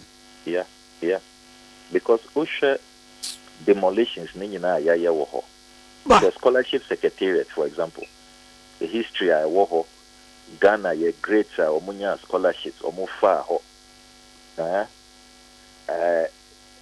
ye buegu then she passport office headquarters ya demolition she judicial training institute judges are more free Gambia, Sierra Leone, Liberia, all these countries I mean it's such an important project, the kind of legacy it represents. Your demolition, your boygo. Then you look at judges' bungalows elsewhere, or mobile preserving, or mobile making sure say, look, it even becomes such an honor, say, hey, building when a judge where make kind judgments when I was in law school 30 years ago, 40 years ago. This is the building he operated from. I have now also earned it. And the way on your maintenance or innovations and all of that, and will keep important. I mean, Mekai said about 3-4 years ago, me call France, Charles de Gaulle, the baby I won his grandmother's house. From what preserve it, his even the baby cot and how he grew up, the kitchen, the BOD, the way he was served from. All those things are preserved, and it's a major tourist site. We don't seem to have value for us. You demolish including Mali ambassador's residence. And now this is what we have. There is no guarantee, to say, even the state of this economy, because Ade Kaino, President Amfrey, said, let's have a national discussion. You say a monument, an iconic projector. What should it be? Nobody was engaged. No, and in a democracy, you don't do that. Elsewhere, they will have a national debate in their parliament and open fora. If we are to do a legacy project, an iconic project, unique to us, no, what should it be? National Cathedral, restaurant, design it, just restaurant, it was $8.5 million just for restaurant because from Israel. Wow. Are we really sure, sir? Obi Opese, Odi from Israel, I'll bet to be to coin from America, Germany, call Israel direct. Honorable Ghana for a make believe. I mean, honorable. Yeah. But just walk with Israel. Oh yes. One said near man holding now, baby, one accurate. Oh yes. One create. One create, yes. Hannah, yes, in Netia, and now near the abuse can you? Yeah. Now, no. London. Who's the free Buckingham Palace here? Who to mean Antiba Trafalgar Square? Yeah. Okay. Also, Trafalgar Square, Hano. Almost year, make renovations and adding. But a danya woodwa a year ancient buildings are a year around it, you know. You move back to no, hey, you cannot. Enemy Bussa say, okay, some moon to mua. Adena, Abi and Kamumano, facelift kakra like painting option. No, it should be as it is. Yeah. As it was in the beginning. So be a bar, no who say Kuron Kasa Ache. Yeah. And I want him say, you will be a friend of UNESCO heritage sites. Sure. They are protected buildings. Want to make you? It's an international violation. If you just go and touch them, say, oh yeah, painting and oh yeah, any kind of renovation and alteration, you are in trouble. Big trouble. May Australia, Sydney. No, not Sydney, Adelaide. Na me wo baby, ho na me ko school me wo baby e from South Terrace. Na omo wo enkwala school ho, crash. Ebe prim bia be me fan say bia nka basic 6, primary 6 me ade. And na school no the Pulteney School. Na omo old buildings sisiwa still na enkwala ni kom. And na omo see new buildings we chi. Na all buildings, you know. It is said the school was established in 1847. Me pass some pana me bowrem. I'm so dear me come chamuna me who ya me interest from pana some somebody. Numbers almost say why say there's this new building and an old building. An old building no so no woman he said ye tina windows in tina no man kwala ni kum and it why is it so? And one more child say then a children kwalane lessons be say school no yete dada no say no netie na said yete dada no obetena mu bi asua de na wo graduate na wo ba animu a no ba wura new school no enti da bia no wo hu the new tradition and the old tradition no wo how we've progressed culturally as a nation. And I'm saying wow, Nam say me kan me tim say e ebugu. Beautiful. Oh, you're going to demolish it. Yebugu. Eti say no wobɛtwa ma court de no awie ansa na bi a watoa expose ne so ana wa unravel mysteries about the National Cathedral. Oh, there be main train. There were multiple actions at Koso. Ministers need be or more questions to answer. And the foreign minister make question it was advertised this week and also or krata by parliament say or will leave into Yamano a few more days. Into MCB and next week and next 2 weeks because or no the question no yes say Banisena or more appointee Reverend Victor Kusibuati into the board of the National Cathedral as Reverend Victor Kusibuati. Now so Omomano diplomatic passport. Sir Onyene Juma in another name as Kwame Nkrumah Tikese. How did that happen? The foreign minister has that question to answer.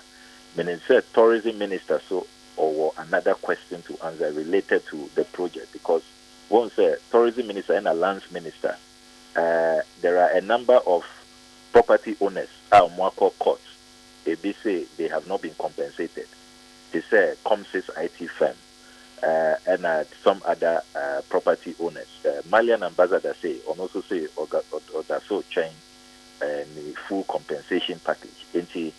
There are questions for those ministers to come and answer on the compensation aspect. So those whose properties were demolished, Dabena or mobile settle or more to avoid needless judgment debt because those cases are also going on at the High Court. And then there is also the motion. Kaise, you file a motion which was admitted by the Speaker for a full-scale parliamentary inquiry. Speaker admitted motion, but I cut 2 more stages. That is the debate on the motion and at the constitution of the committee, constituting the committee to go into the investigations. Namikai said the Speaker was even considering inviting experts from outside Parliament to also be members of the committee to probe the whole National Cathedral scandal. There were many aspects, and Kai said me was Shraj so on the conflict of interest aspect, and Shraj has also been cooperating, carrying out the investigations. Like I said, there have been at least 2 exchanges, 2 letters, clarifications, and not Shraj or more many lawyers here responding. And those investigations are also going on. And there were all kinds of aspects and I have not, as it were, abandoned it because of court cases. No, I mean that was the agenda, but it hasn't worked in terms of parliamentary questions. The parliamentary probe, the looming probe, that is all alive, and the Shraj investigations. Also, I have been actively involved, making sure that they get all the documents they need for the investigations. And I believe, sir, in the coming days, we will see some of these other aspects materialize. Either there's questions and Shraj reports, and all of that. Okay. Honorable, both parties, the men who Ghana have say appoint to be as minister no or a minister there, but ne ade ba kon say contract ba wono so kakra ja obenya na bia wode akoboa ne campaign se campaign ba na ne constituency no so no ya ne hia ene bibi sa ade ba na mo betimi aka kire yen se as NDC no se nyame ya adom na mo ba power de ye hu yi contract without parliamentary approval ebim kura da so gina ho court no ne ade ne we mo ba sakram ye hu bi and there will be a system in place, Brilliant question. No crane minia on my way here, the beer of Brony friend of governance reforms. Once we share even the fight against corruption. Ababe yes, over power, you only see the corruption of your predecessor. You only fight the corruption of your predecessor. In the court cases, Attorney General or Percy, the perceived ills of former ministers and former appointees. It's the here pan is a system. Corruption will be fought across board, irrespective of who is committing it, which party is in power, and all of that. That is what has been lacking. All of these matters, one raise it from opposition, and even that who raise it, Attorney General won't take action. The government of the day won't take action. Waiting, sir, opposition for better power. Then they can now deal with the corruption of their opponents. Yen to me, and Kosusa. Dear Yehiane, sir, you need an Attorney General and you need a president who will make sure, sir, the same principle will apply. If it's procurement breaches, Sebi, and yet Charlotte Osenkwana, she will lose her job because of procurement breaches. And I say, and yet NCA officials under John Mahama, who will be in jail, who will be languishing in jail for procurement breaches. If it does happen, even under your watch currently, you will take action on those matters. And we need our institutions, to say the OSP, the SHRAJ, to come into themselves and to be strong. Persons there who, to say, these are former Auditor General at top level. If he had been allowed, he was no nonsense. He could even go after current minister, senior minister Krano. He could go after him. That's the kind of, and unfortunately, he was not allowed to do his work. And Supreme Court are ruling 3 years. And look at Supreme Court, look at how long it took them. Until you see the whole governance architecture from executive to all the way to judiciary. You see, you don't seem to have bold souls who will call the bluff of anybody and eschew the extreme partisanship and put the country ahead. That is what we have been lacking. That's the kind of governance reforms that you hear. And then also, probably, if we can have an ombudsman. They said President Mahama is talking about Bush's recent speeches. He's talking about having a certain governance arrangement made up of civil society experts. They will be in charge, like a governance council. Omo independent, assess. So we need something like that.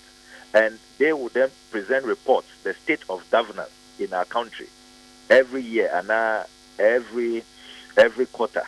And based on those reports, where they will demand action, make recommendations, it will help to deal with current matters that will be happening, at that period.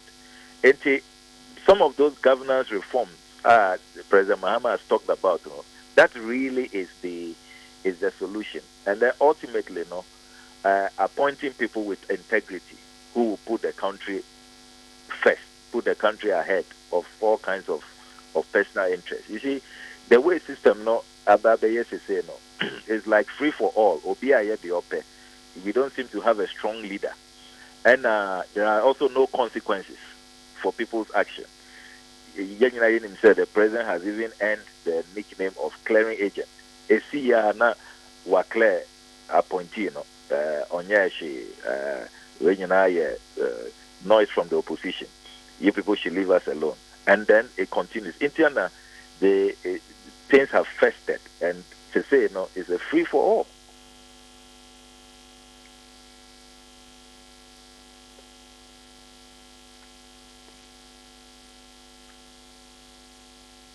And yeah, honorable, Ade Akye what can be afa governance restructuring? Yentimi nye bibi say you minister, we minister. But minister, I say do one both MPP and DC. I started woman award contract. Woman a copy way, no woman assign na ye chief directors in the system na kasa do baby.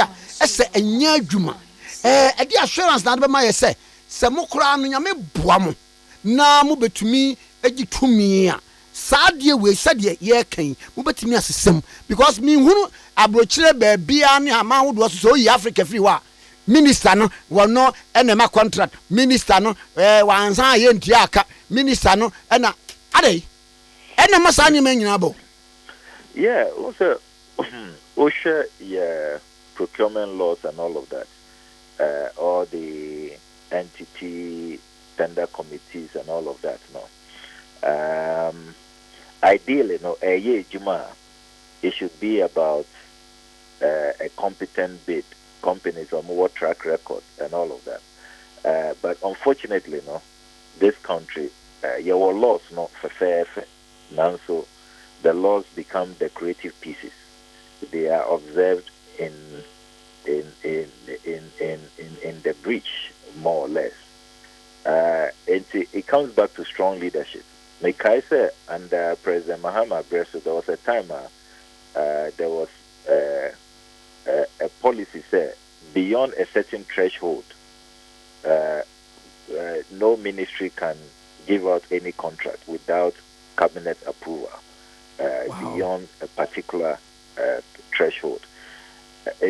And also, at the end of the day, it's about having the right systems, making sure the laws work. Because Obekaya in opposition, the MPP said even sole sourcing was becoming too much.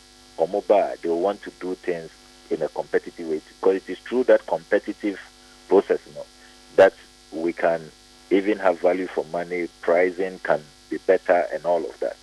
But to say, all of those promises have been forgotten. Projects nina are tracking. They are all sole sourcing. Ebikra Anko PPA for approval. OSHA National Cathedral, everything was sole sourced. OSHA, even all this Nigerian cabal are not taking over the communication space. Nina are sole source. You just call them. Nobody is even allowed to compete with them. Nobody is given a chance. From Telny GVG to Smart Infraco, to Ascend, Nina sole sourcing. It's about having strong leadership. They're putting in place systems to make sure that Omobe monitor, supervise it, and then there should be consequences. Look, if one or two people lose their jobs and they are disciplined because of these kinds of acts, president is not in a hurry to clear them. You don't say, oh, Amunyashi, and it is rather the opposition that is crying wolf. Then you notice there will be discipline and people will be scared. But as it is now, one year, people will even think that you probably, excuse my French, are not sane. It's become a free-for-all. And it comes back to strong leadership of integrity, making sure that our laws will work. Because laws no whole. Quite say anybody, whether you're a minister or whatever, will just go and handpick companies to do whatever you want. The laws are there. But how are the laws being enforced? And what are the consequences if the laws are not enforced? All of these revelations coming up to say, what will be done? If this was any other country, National Cathedral say, no, people will not be shielded. All those who engage in this, even conduct that even is clear criminality, you will see an attorney general acting, you will see a police CID acting, and all of that. People will be standing trial, people will face the music. All of this, what this Nigeria cabal is doing with the Ghanaian collaborators. It's not the first time. The Kaiser CSOs raised this matter even during the Kilomi times. Nothing happened. When you keep shielding people, the leader pretends he sees no evil, hears no evil, and can take no action on evil. That's what happens. It comes back to leadership, Minia. Comes back to leadership. Okay. On one year, Meda was a partner, and never go to another parliament. And there you call parliament. Ochinana, you boycott Akoko. But Speaker say it's a breach of Article 97(1)(c). Yeah. And I'm glad Mirezi Speaker has given us clarity. What it and I was standing with us and I was saying, what it means is, as I say, yetro krata command anytime I hear boycott because on the now but akwala wa mesku no wa twira koma teacher say enemy mesku. Oh yes, sir. You can be absent with permission. Sir. Okay, yes, sir. okay. And yes, sir, I'm being true one and I'm in person but we are protesting. And also in a democracy, boycotts, walkouts, demonstrations, it's all part of democratic tools available in any democracy. In Speaker say, yeah, and we will do that and make sure, sir. Because you see, what is going on, once President Akasa in a way which is so prejudicial, we let the cat out of the bag. We state, sir, our colleagues will go to jail, and he is looking forward to that and all of that. When he is not a judge in the case, it's clear, sir, the Ekosono, a political witch hunting. And we have to offer solidarity. We cannot just, sit idle, be unconcerned, and then let our colleagues, continue to face all of these political witch hunting at Ekoso. We need to offer solidarity. We need to stand with them and let the whole world know. Unfortunately, the is drawing international attention, national attention to the witch hunting at Ekoso. And everybody will see clearly what is going on, especially as all of these are happening to people with, look at Kwesi, Honorable Kwesi in KSA, more than a year to the election, were applied for renunciation. Before the election, renunciation certificate, ABBA. So why are you wasting everybody's time? Is this the best we can do with public time? I mean, the ages, resources. When there are bigger crimes at Ekoso within your own government, and you don't avert your mind to it, you pretend that you haven't seen the bigger crimes that are going on. As for the democratic protest, not yet, we will do it, and now we have clarity from the speaker. Say, if you want to be marked absent with permission on the basis of the fact that you are protesting, write formally to us. That the leader had stated it on the floor. That was verbal. But see, his reading of Article 97(1)(c), it has to be written. We will not abandon our comrades in the face of this clear political witch hunting. Na mo nsoro sa nneɛma yi sɛ bi a mokɔ hɔ bebree saa mo parliamentary siege at the court na no ɛnhyɛ bi a judge na bufuo ma bi a bibi hɔ bi a nanka he will do it or he judge it with clements na bi a na akɔbase bi a bibi saa. Oh, there be also these are open court hearings.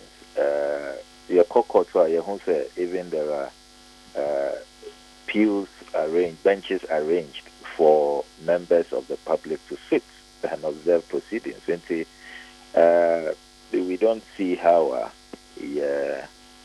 going there. So because your cohort, you share red bands, you jina judge neso, you kasa. It's a very quiet. We respect the dignity of the courts. We just want our colleagues to know they are not alone. Witch hunting in Kosovo, the victimization, the hounding, the harassment going on. We can see it. We share in their pain, and we are with them. That's all. And we do it very, very, dignified. It's done in a very dignified manner. We don't see how this should is like intimidate any judge and affect the work of any judge. And to be rest assured, sir, your colleagues journalists are with us. They see our conduct. Your cohorting, Obian Yedede, Obian share red, Obian chante. There is no noise, no speech within the court. I mean, Judge I'm sure, sir, if he or she doesn't even raise and try to look within the crowd, who say MPs are around. We have good intentions. It's just to protest. And remember, sir, parliamentary boycotts, walkouts, it happens everywhere, in every democracy. It's a democratic tool. Mekai say, even just a few days ago, Indian Prime Minister or call America on a state visit. There's Congresswoman Cortez. Or say she is not happy with how minorities are being treated in India. It's Prime Minister Modi or Babe addressing Congress. She walked out. She staged a walkout. She didn't listen to the speech. Yeah. Then nobody attacked her. Nobody criticized her. It's a protest. It's a democratic tool available. So she feels strongly about how minorities, Muslims and blacks are being treated in India. She doesn't think she should sit and listen to the Prime Minister of India when those things are going on. Her conscience doesn't allow it. And she boycotted the proceedings to register her protest. William Mekai, Sir Charles Cunningham boycott.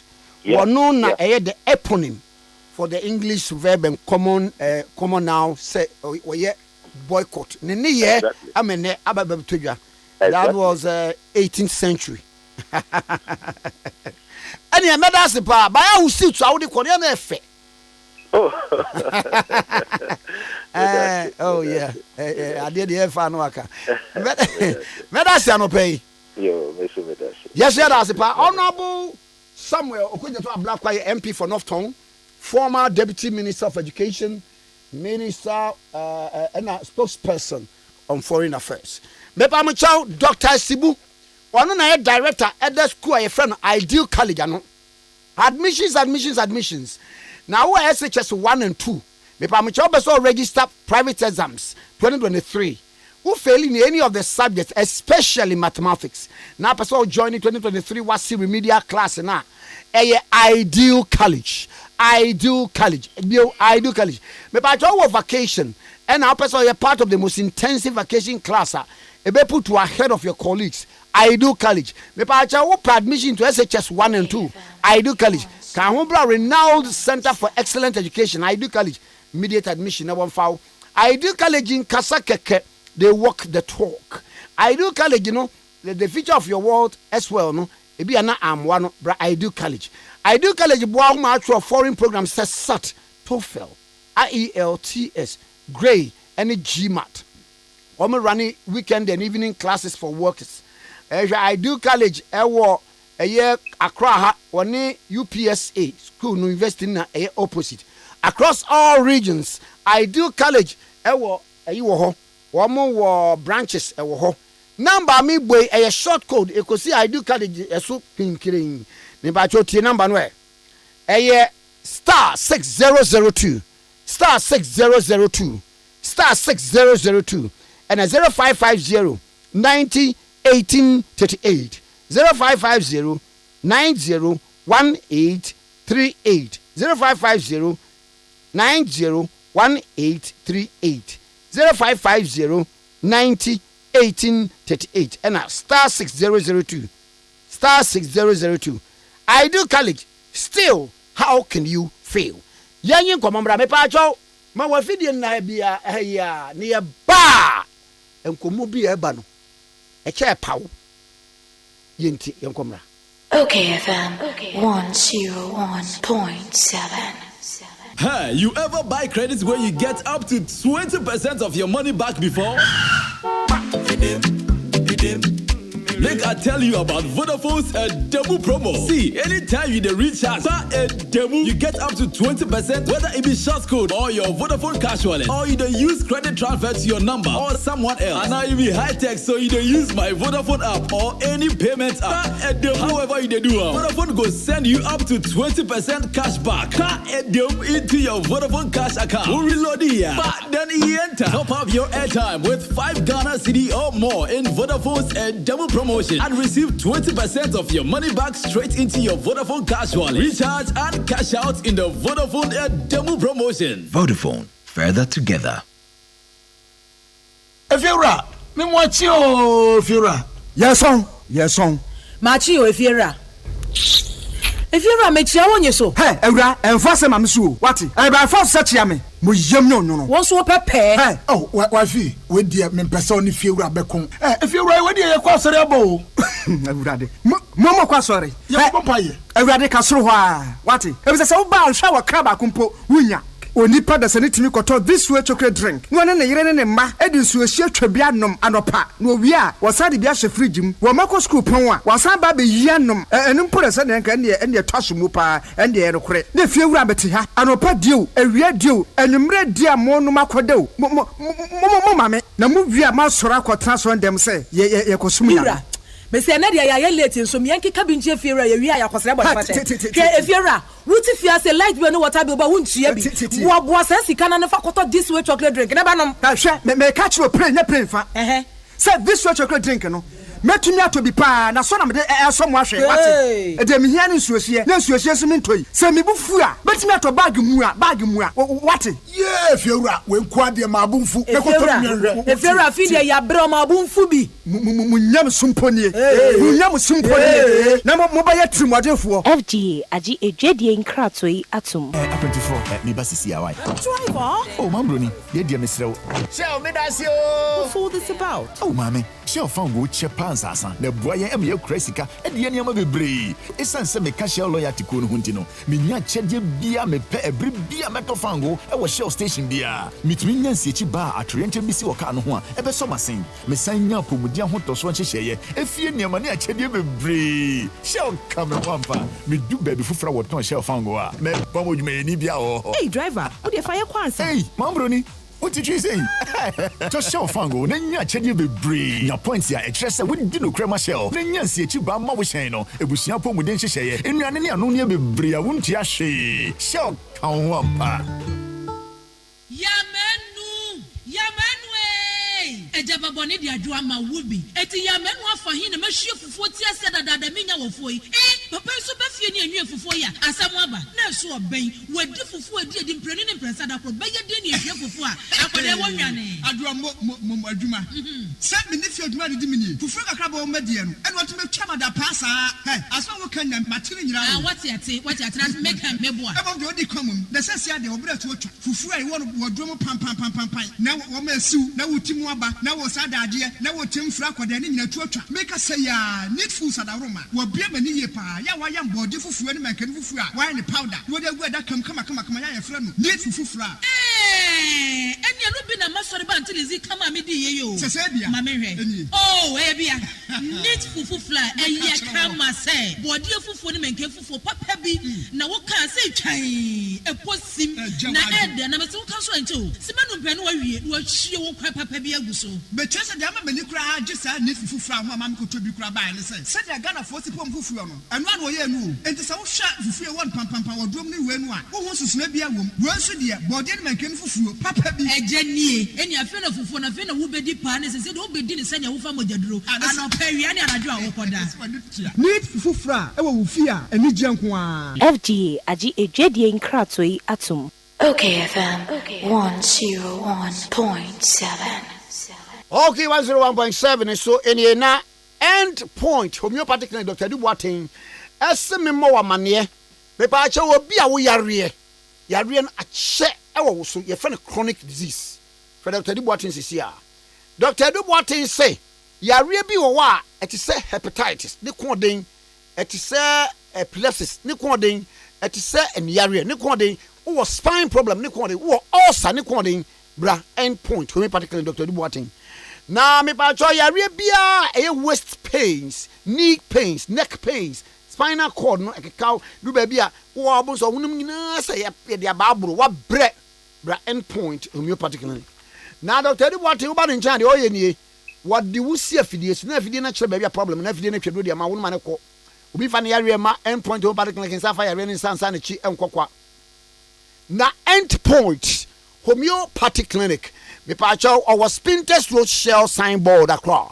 ene wo bi wo bunu techiman hayi nswa ebi wo kumase Angel Education Complex na chiri pe endpoint homeopathic clinic ho ewo Western Reach na Ziama obenya bi ene wo bi e wo Takrade ewo Anaji Police Station no na chiri pe endpoint homeopathic clinic Dr. Duboatin na ekasei na ɔde homeopathy nuro a any side effect ɛna ɛbɛyɛ ɔho adwuma amanako na bibia yɛ kama paa na mpamtɔ so obi ba wo hɔ sɛ wɔtɔn endpoint homeopathy clinic nuro no bia meɛnkyɛ no na na bi nam suum ne adasu ne eastern region hɔ meɛnkyɛ no ɛsan sɛ ɔno na duro no yɛntɔn no pharmaceutical drugstore ana baabia waba hospital wa me hwɛ wawie no ɛna ɛbɛyi ayi akyerɛ sɛ deɛ wahosuo teɛ deɛ atwaduro deɛ ama homeopathy nuro any side effect nti bɔmmɔden na ɛbra Dr. Ade Boateng hɔ Spintered Road Shell signboard gye number yi na ɛfrɛ no number yi gye no friends say ya ansa na owura consulting ro abɔ 930 pɛpɛpɛ number no yɛ 0244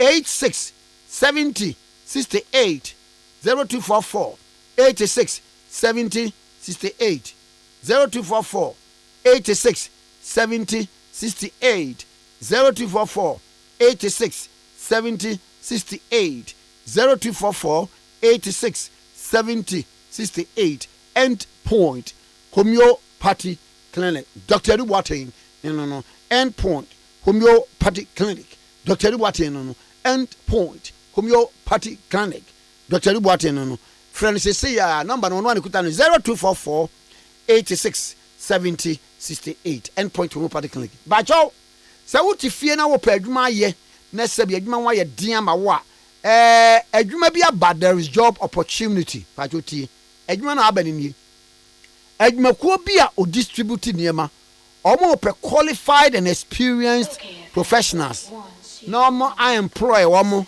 one say drivers omo pe drivers adwuma ko bi omo distribute niema omo pe qualified and experienced professionals no more employ omo as drivers then drivers and say one ukuta valid driver's license the toss me no say oyi obi a wanyini na ye responsible no say ofie or wabusua kama nyeso ye na ade basa bia so na eduma na so bia ni twa bia na ne han tinyi pese na so agia ifi kakra there bi ompesa afo ofu ni bia say bunya minimum of 3 years driving experience nza aka no anya bia 3 years say unya say uti become mini buses ana buses etc afi say unya experience was say what drive commercial vehicle da enso betumi apply na say ye wadwene say betumi ya adwuma wo emra emutwe long hours na was say akatua no de eweye pa imode enti me pa to so ani gye ho a numbers me yensa na mpesa wo free G 0203 33 another 33 04 any landline no G 0203 Accra code no 33 another 33 04 J second number no 0208 02 44 00 0208 02 44 00 0208 02 44 00 the last number count 0244 37 02 32 0244 37 02 32 0244 37 02 32 okay 101.7 to any open adwuma na no afre numbers abobo nsisi an okay 101.7 so any na yenwe na fe yemfa mo text message ni kakra enso enka ho na fe yenkwa yanim kakra one edin di aba mehwe message no kakra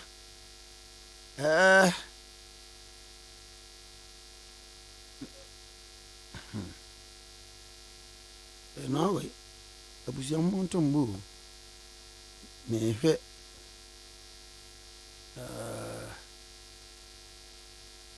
okay FM 10. Message na question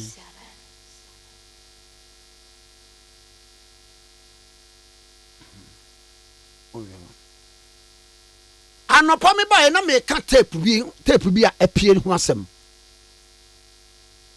na wo a watie tape ni bia no me pese nka mutia die kakra bi wom produce tape no mimi wo ha na wo a watie tape bia no se won se nipa kwa wo wura mu no na tape no was started recording enti because nipa na owura mu either say alaji the said alaji na owo mu no ana a certain inspector mensa no na be recording na eniema bi wo wa mpese mo hwe say a certain mensa na record ye dia obi a gate ni nyina na wabie ntu ze gate ni bie nyina wo kasa na okasa akwa ne phone so ye clear papa ensam dia aburu bi so na ye bedi nkomo enso dia fa ho obi so bebusa se ade abotaye nti ene wo de ye ena emse meeting no ma gba to dada wo se since ebre na ye hia wa no me nwunu wuda ene wo frɛ asare nye de o kings bi na oton sana ye fe na asare special nye ono nye bra asare ya ena nya asare pay o right momi yentie said ye nkomo nsi ko so na afei fe mo adwene na ye ni hu nkomo no that's a special place the work is here and look I remember you to is he come say competition special prosecutor about say I did material and I mean what why do you kill policemen? We have a very fine master you have seen. You see how humble he is. Yeah, very, very humble. And I told you, he is a lawyer. No, I haven't met him. That is why every policeman wants to see him as his or her IGP. Master, I like you. That's how now, man, you're crying. When I met him, I was surprised. Thank you. You see, humility. This genuine humility. Genuine. And yet the faithful humility. Yes, he's the one that we want. Now, when you say the enemy, you will see the outcome of the elections. Do you understand? And he's a true party man. The president is aware because of the way he's being treated. He decided that. Oh yeah, me part baby a enkomo no ehye ase no. Na mumienti.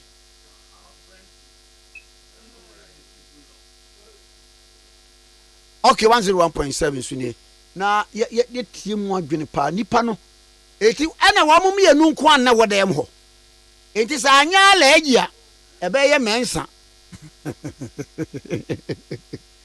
ana wuti ya alaji no enkomo no nko so se I hear you are on terminal leave no kire se me fia duosia na so eti ye come accumulated leave no bomu a me gi wi a na kese me ko leave no ani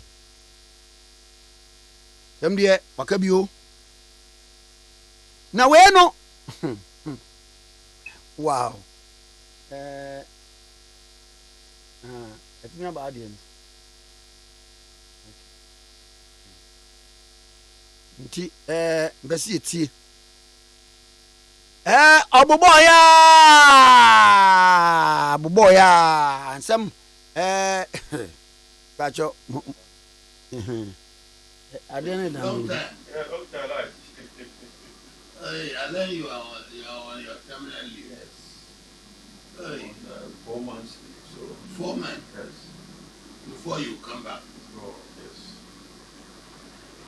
Okay. Come our friend too. I don't know whether he's keeping long. But I thought you said 4:30. So I said, I told him. Yeah, don't joke. You are that is you are in the we call you for Sam. We want to give somebody time. Yeah, you might be doing that. We'll be waiting for you. Yeah. Since we met in that one season, we haven't met. Yes, we haven't met. Yes, it's true. Well, our discussing commander also came, sorry. And now was even thinking that you were coming for different person. You know that the whole person that I know. That's old, and that's good. Well, I have went far. That's apparently you are not the only one. Because there's another 2 other people are also working. And including a woman.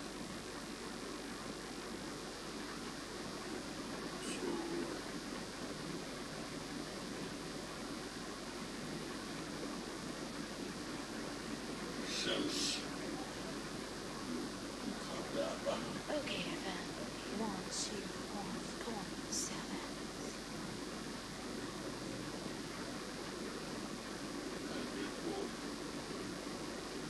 Discussing with the big man himself 1 or 2 times.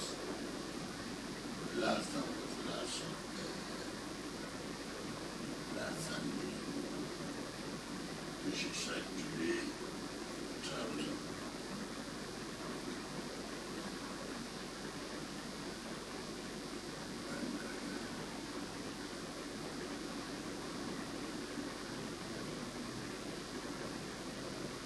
Do it. Say to you can't do it alone. Get some people not immediately from the place, but some people who are also matured in that level.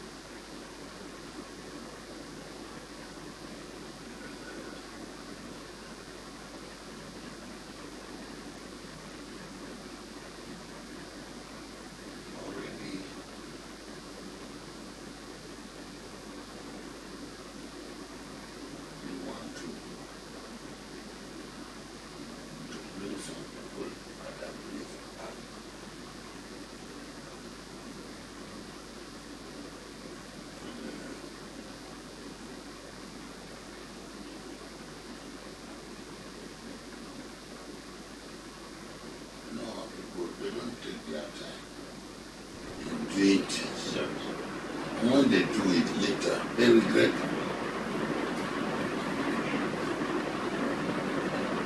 So,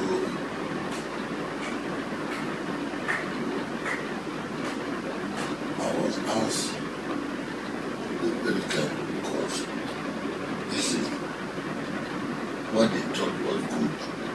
It's not like a century back. From committing such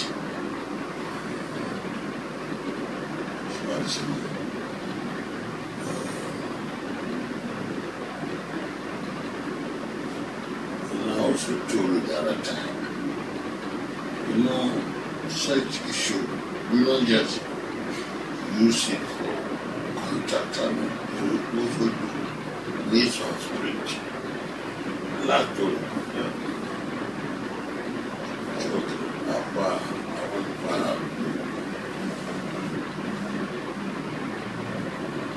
I was doing that because you were born on retirement, maybe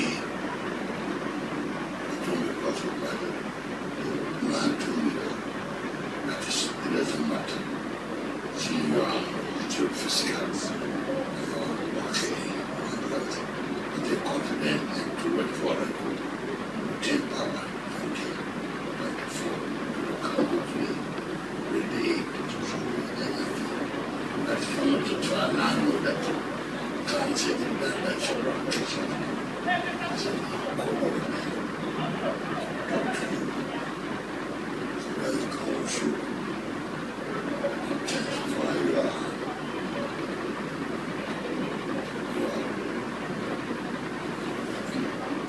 contacts and organization with you to share influence that I think come into.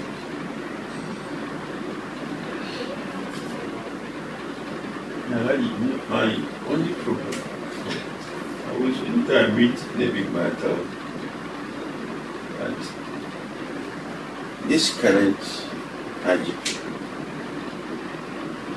we make a mistake and take him to elections, we take him to the elections to not help us. It will not. To not help us at all. And I will not even mind if the position is not given to me, but that man is changed. Because he will not help the party. He will not help the party at all.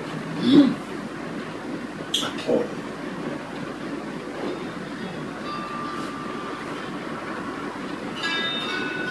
He will help the party. He will not help some people to rest. He will help the party at all. I know there are others who are also looking for this position. If I don't get, and this man is changed, and those people that we think they are our men, guess it, like it. I will not be, I will say happy. Because we need to break this gate. That is the most important. So we need to break the gate. We need to break the gate. Oh yes. That's true. Because I wouldn't want doctor to become the grand bearer and then we lose the elections. Then what happened? Everybody will start beating the blame.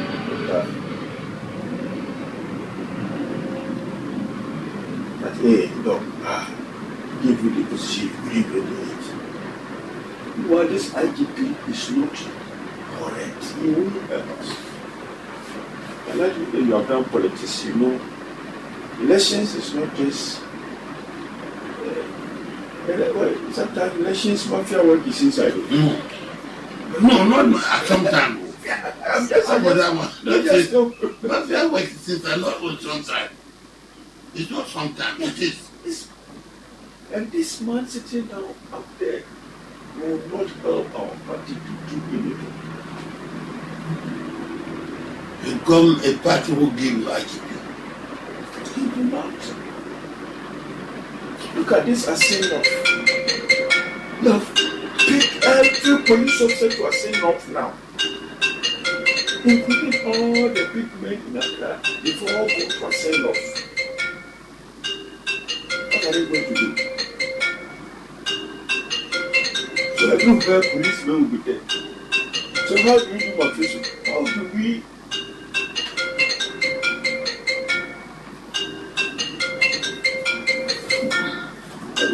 shouldn't make that mistake at all. It will not ever.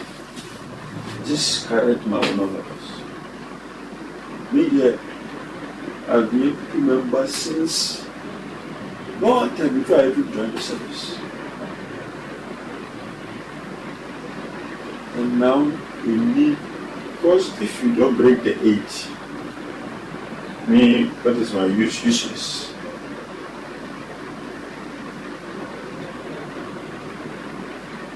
That is my only objective. Anybody I meet, I tell them that we need this man, can't help this man. Can't help him. But why you people do not talk with that? We said it, he didn't believe us. We told them that we would regret. But they told our people. They thought because we were also fighting the position, that's why we are destroying it. But when they started arresting party people, that's when they saw that people we said, they said, we told you. I didn't listen.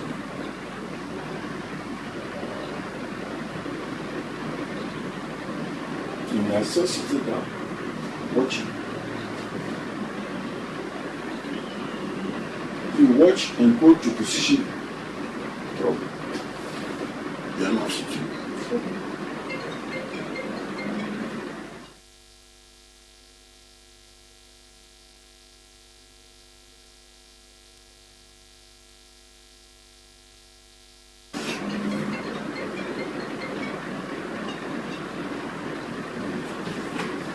Asila.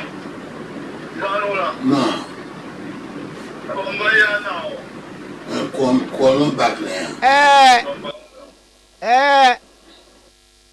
okay 101.7 so ni enkomo no emu fa bi ni agba kire mu na baby a wose ye be break 8 mpa cho mote en wose ebra na Ghana no iti beye de na yetimi enyi obi a wose medie me ye madwuma me de na asi fam ye mpe ye pede obaye ye samasa ye ruadam pare no wonyina ha ohwe se pepe ye ebetomu eno so ne na ma ne hunini akono ekasa no eyi mensa na ekasa no wase mo amfa ma me mponam de bemu obi fofora mo ahunu wo pe eye wadam pare akonya na ge ote bra yo nwache wo ahunu ni pa mensa po akonya na ge bra mensa nyi wakonya no obaji mensa Ozama osi wanu kura we MPP member before so join service no and was it bra we just say asin no wo chichi wo mu no hu se de see kan he wo de ma menye interview bi na nkwa ama NDC right away me MPP ni ma menye interview bi na ankwa ma MPP kwanguma wo ye di sikire se untwa ne moja akwa ni akwa de wo mo ka wia ni azaka ato aso ayi we mo amanaka media ya maniska da bia media me ma obi eska da sa na ti o se pa se mo anfa ma me kora no afei wo se no atamils ya beba wonyina ade na munya ma papa de nyina dwuma de mpesa mutie tape ni nyina wie afa ni pakona no omni ndi nkomo no hwade bi mensa na record ya na sa alaji wane se alaji ayi no bugri na abu minim obi amu obi adin ho ba ni pakro no ye tie tape no kwa kire a oba kire ba bia oye o se no ye regional chairman boa ewo northern region na actually quite the three northern regions one regional chairman for nyina wo mo chairman inti radio ena wo frɛ asare bi me won se Ghana web for edi papa bi picture ba beto ho Ghana web wo mo de papa bi picture beto says one superintendent asare bi ono no wo mo hwɛ no se wotie meeting no so wo se meeting no ye twen nipa baako enna a guy ne friend say asare ya betwen wo hasa ena wo say another woman baako bi so ka ho na ave mi bisa say meeting one na kan so wo nko sa meeting because so tie ade ni ya enye nkomodie bi obi ni obi ti ba bi edie anamboa enna nipa kro bi gate na wura dam ho no na record na shaase ena obi sa ni say free bra ye share and ye share biom na ye see who leave no say amaje accumulated leave of 4 months 4 months ni kire say di pakoro no oye posi pani a obepon adwuma na wagina accumulated leave no a na kire say o de faso akwa na afi oba na ebe ni pull out no e de ama no enti sa na tie e na awi a wonya IGP no pepa etimi kira kwa kire ba bi obi ma mi fire eko kire baby obi papa fie e kira ka se okay wono ye wonu we chebi ye bra bra don't worry bra George nye busy no waye pa nka kani tete no baby ani edidie no ye ko pa kono mo nkwan awie yi adwuma yede wie yede nkomo na so mesa aba so na emom ye wada bia na edi apomude nkomo meboa yeni enkomo no na yemfa enso na fi yenhwe nia konso eko na papa ya no ba saba eti wafidie no enyi wafidie ni mfiri ha manene ya Dr. Dubote point me pa the clinic on na ya na ya wade bi ani ndi apomude enkomo ɛyɛ mo politics ne ma mo a mo politics no na yɛdi ahomuden so nkɔmɔ kakra ɛnu asɛi metimani ante me firi empa so si for mani so birim saa nam sa me so no me no nkwan kama aha so what produ wase me die ni old age but old age agi no brofo e wo ho no mo nsande me na me fa ma producer no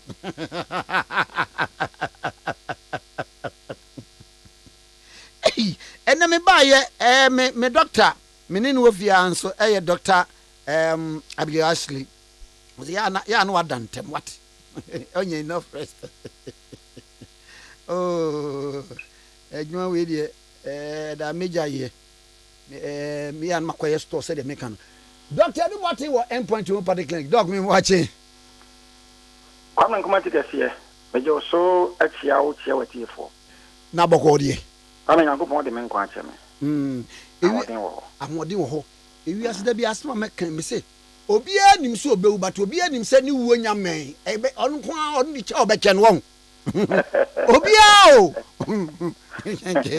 obia nim so obewu but onu di obeche aso hwa na kinkon ne ko na ya na de ede enko ba ko eye yade nu asei me si fom na ma ba adwuma be som mi hu adwuma me ye se me metena se obi a onim de ba metena se akwanya aba ma me na me som gan na man ni wiase enti me ma me ho so sa isan se bi mpa wo bi e mampani wonye nipa nkasa nkyere wo mo da se nyansa semo se de ehu da biada this e bi o broadcast to the nation ba me dia kwankwa ameti yi da bia me broadcast to the nation ya dum bi keke se wa ma yakwanya se ye meso miru anu so adawroma na ene me fra wo mpese me no di nkomo efa tiare ho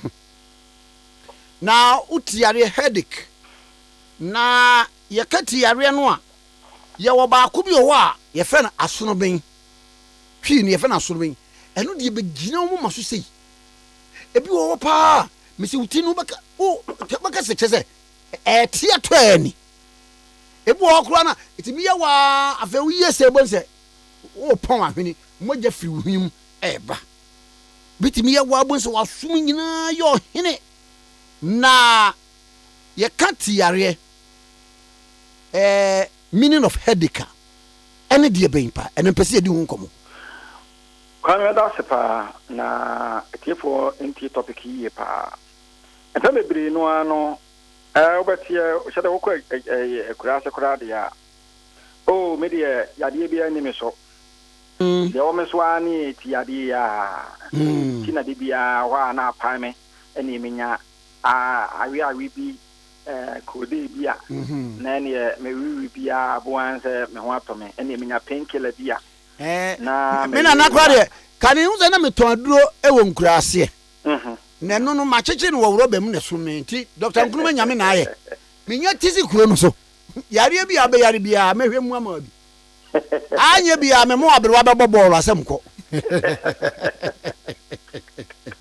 ezi bawe o ba pia wo zitia ti o bo zo bi o a o ba kwa kurase no ya na namo no de nuru a yede bi so ene san bele nyina o a ene uti ya o ya bibia ebetima kele pin no na ya mawo yede bi aso na ene I want to kakra within a matter of a day or two na asaka na ho nti Josie atiase a me pese tifo nyina atini ye ne se headaches enye yade headaches enye yade etipaye enye yade na mumu no eye a sign of yade so biti gayo na kwame yade bebre me fanse ye kina etuwe mukra no a medical ni over about 300 types of headaches 300 types of headache 300 types kwame ebe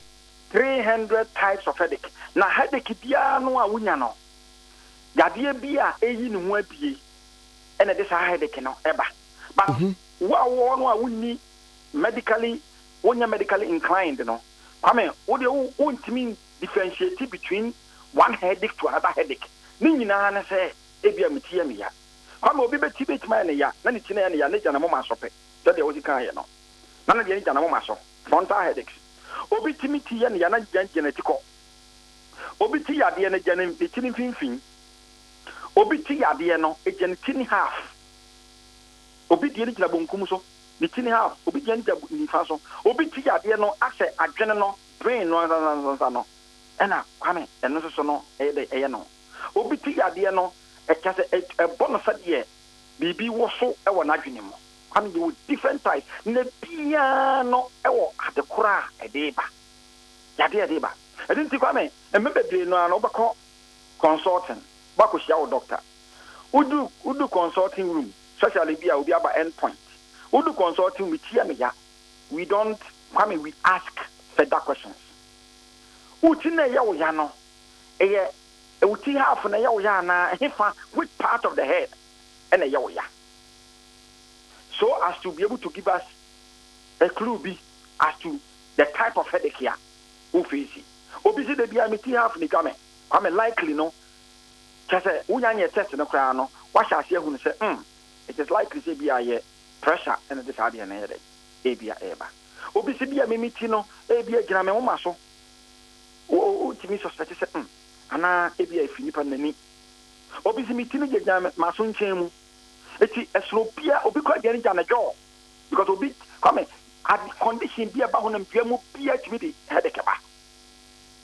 Unya malaria utibet ma ya uyamu tim utibet ma ya udana wa na ye utibet ma ya unya pressure utibet ma ya weni ya utibet ma ya waso mu ya de utibet ma ya eti kaka esen ya de eti every medical condition can result in BBFN headaches.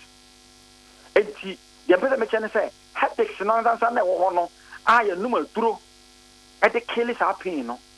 It's a wrong thing to do. If you say, headache, no, extra will say, dear be a war with you, no, Nisun so, and a decide to pay, no, about big hour. It didn't seem no just painkiller. You are only killing the pain. I decide headache and a ever. No mono at the corner, a shall see a moutia, yano. Come won't touch his higher, no. Enti yeah, the common years, Bram Timio. Now, Nipana will cast us some natural 1 year doctor on your nurse. Now, what your nan and obey. Rani, you want to call you wanna for those who catch them so mama way. Parasitamol. You sure be aye. You sure be. Come and get any more at the head the cable, no, limited. There are over 300 types of headaches that are caused by various kinds of disease. Come on, be your code, you can integrate my idea. Code. It's medical condition be a typhoid, malaria, worms, hepatitis. Every kind of condition can result in BBFN headaches. It's headache about a shiny part of the near. Come me and fan a crack. And then now, Bonia or Yana drew. Chemistry or Yana drew no. Our year painkillers no. Me Bobby Dean, me fan say F Park, paracetamol, and San Marina. Come in. What go home? What is the only way to know? Nam you know. Now where one to work, go doctor. Because come in, not getting mono only say pain now feel you know. Say a mere pain. A pain ya, any insurance will be it's coming. Headaches the crown, and I'm you know, and this side in the bum. Let me go there. There were two main types of headaches. Apart from that, there are 300 types of headaches now. It can be categorized under two headings. It's categorized in your primary headaches and your secondary headaches. Primary headaches, no, come in, and no, and ya dear and a deba. It's another oconum painkiller. Both a con MBM cra. And your primary headaches. It's the primary headaches, no, Abia. No, BBC to come and went man enough sleep. And at this time, Obuakra, no one zoo and Trebi. Correct, come make a basso. And no, Abia, what you carry. Oh, tell no number for share we try the other Kwame fa we ni so kakra eno nti ama wuti eye wo ya eno no enye headache ya eye ya de headache bi e ba sa akwa no e wo so anopa yi a ejai so ba no num bibia num nsuo na di aduane amekọ wo mu na fe da fan ase Kwame wo experience no enti obi so ara stress Kwame wadmu a wo yi on say bia we frau ebia obi person kena obi anya story bi ana bia politician bi person o kana say bi eti we twen wa ba TV so o fair call us e frɛ ebia the stress involved and no class so em obi ho no etimi dey etimi emanti eti wo hwemu a saa headaches no bi o ka wate asem bi a enya wo de relationship problems Kwame ni nyina no timi di saa primary headaches ne ba eno no nya medication kra eno nya duro say eno ma duro kra ho say we kan ya ebu anu mso keke ana rest keke ana put your phone on silent keke ana say obi o kra no eti eno no etimi ya dey etimi cut off the headaches na Kwame headaches ya ehu aye the secondary types of headaches secondary headaches aye headaches ya eno no ya headache ya ehu na no obi will ask question say how do you determine whether this headache is primary headache or secondary headache? Coming with the primary headache, and last it, very acute. Within a matter of a day or two, those headaches are gone. But with the secondary headache, not until say the cause of the problem is identified and taken care of. That type of headache will still persist. It's a secondary headache, it may be chronic in nature. So if the cause of the problem, because all secondary headaches are caused by medical conditions. Yabie and the causes are secondary headaches. Come obi betmanya brain tumor. Obi betmanya sa secondary headache bi. Obi betmanya ebia obi o dental problem. Ne say tokura bedam obi betmanya. Obi o yade offenses sinusitis. Enu betmanya. Cold wa ache obi so. Come betmanya sa headache na ba. Obi o wa na wanya malaria obetmanya sa headache no obi o na kuma obi o na wanya typhoid obetmanya sa headache no obi o na kwa mena bia no ebia wo ye infection ono so betimi anya sa yi no obi anya stroke obi anya pressure obi anya eye related problem glaucoma anase myopia hypermetropia ni nyina eye related problem ni nyina no ebetimi ma woni patatani no we headache wuti ayede ayoya and intino the only way abehunu say we headache na wanya no be consistently be more than 1 week headache wuti gawsa and now keke me no painkiller me no shoe dabi or so we dey now so rush at the hospital iti e bia na bokoko se yade bi na headache wo hunam duanim na eyi ne ho adi na yade ne yi ne ho adi no eyi ne ho adi through friend say headaches. It is one when year na be a headache na eba be di wuya. It come ubusa me na this what is it about with na mama wi ade bi ye Ghana for ye headache no ebu a wutri for say eduagaga me ka say me ni sister amakoma ene ye ko say amakoma so school wa anko anu ache bia ye ne ho abrofosem ye te doctor ye nim ena doctor no busa ne say wuti no a edwa wo no go say doctor efo say edwame gaga enu abo be 4 na spinal cord intini kase samma so yi apie na edwame me pempem zo on fa ho kra sa asono bene no muzi ya obaku bi ya wa utifa ya obaku bo so a awia ba ubose na ohini mu kura tumoja yeah eno je say so egoro nkura say minhu ba bi a menye na na eni ba bi a bi wo eno no yare na say no so which is acute headache pa it is no your primary and secondary eno see secondary type of headache ni bia because once ya the home can say once ya enye abia enye medically related ena ache wo aye wo no me fan say the sike kan primary type no say bia wa na yi kwame wo da unya da yi no a e bia na jokwa no wa na yi wi a wo da ye no headache is gone ukonom nsa ena wa anom nsa ade na wo so tini yi dwawo eko e bia wa ntimi anko private So which me call private no Kwame you are okay. Unless I say obi a or intestinal problems all the time consistently no constipation.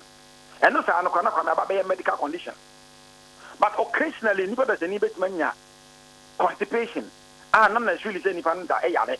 Obi okwa na bia onom warm water no ana say we exercise kakra ana say odi fruit to bia na Kwame bo an say we nya free bowels. And no ho. But once you e be constant thing no Kwame na aba be be say akwakoye medical condition which you have to take care of it. It is headaches. Said you cannot know. My fan track because headaches could be a sign of condition. Kwame bet me you kwakore video. Obi bet makana mitie me obakone so nya cancer. Mitie na sha you. What the mitie me and mitie na bekumi yo and why we pink why we are painkillers no and I'm the chemical effect with it no. Tina medically no you say a day or two na pain no kwa ne ko hu doctors. It's yanka say for painkiller no ade de bia o de we because we no na Kwame we live no kra na wo sa say no o ko we are man abro so no paracetamol can cause liver related problems. Your non-viral hepatitis hepatitis you say paracetamol kra no ebetimi edi ababeshi wo eti Kwame pains and headaches my inflammatory headaches are in there. The headaches here a twice no it's a medical condition be it's underlined. It is why here now cause who to headache can say Kwame say be who di agro I said here just o besa o yi nwura firi ho na wa ntu ase na o twetwa so the best afefe. That is what it means. See, Papa na every bay and a semi walk headache here. As I'm call report medical clinic and now hospital. Kwame Medasepa. So headaches. Not especially headaches you know is accompanied by other signs here. Obi wa ni tie ne ya no. Enye ni tie ni get no. Na wa sha se na koma abo ne pedi. Na ni subiri no. Na ni yemu hye no. Bones wontimi nda na no honam ya ne pete Kwame it's a sign say there's more serious conditions which could be even pressure. No obi wa ne tie ne ya na Kwame na num ye ne nyo no na wontimi ni di kwa loss of appetite the so tia na etie etitipa ye no e wo ho but o other signs wo ho it could be say bia wanya fever bi ehia pa obi tie ne ya na Kwame na obo se nipa na ni so ni kusu afi wo hu ade yi na ni prusu na ni keka no there could be an eye related problem. It is handy no immediately no na Kwame was over there or rushing at the hospital obi tit me ya ne ya na ho hye no na bibi ni nam ne honam duanim no ho twetwetwe no na poso nyina ya ne ya ne honam nyina ya dududu it could be say the nervous system no e break it down no so say nipa no o se Kwame or rushing at the hospital Kwame eti tipa ye obi tie ne ya mu hwie onya running stool ana obi tie ne ya ne hwini mu nyina sisi eti ya kira wo ne say enu ne immediately no also who say there is underlying cause to that effect. Editi enu de ya infant na say they will feel crack. Once your headaches is accompanied by other signs and symptoms I mean immediately send the person also rush at the call Ade Akye Abia. See Papa na say untreated headache me so obi kura mami musa question genetic and I say hereditary say wawom me papa wawo me no opon ahwene enti me so me pon ahwene ana ye fie fo de da bia no ya yesa aponchin da bia ne tie ya sa afei headache no se mentiti a ebetim de awuramu akọ bia sinusitis ana bibi etisa ana sinusitis betimi ayeme e obra menya headache. Kwame Medasepa. First of all, headaches, it can be hereditary. Okay. Because there secondary types of headaches. Ya na medical condition bi ene deba. Obi o ha na Kwame wo say busuan bi o ha eye problem e wo mo so pa. In fact, minimobia papa ne excellence. Papa ne nyamu nyina excellence. Ne ma excellence. Ne grandchildren so excellence.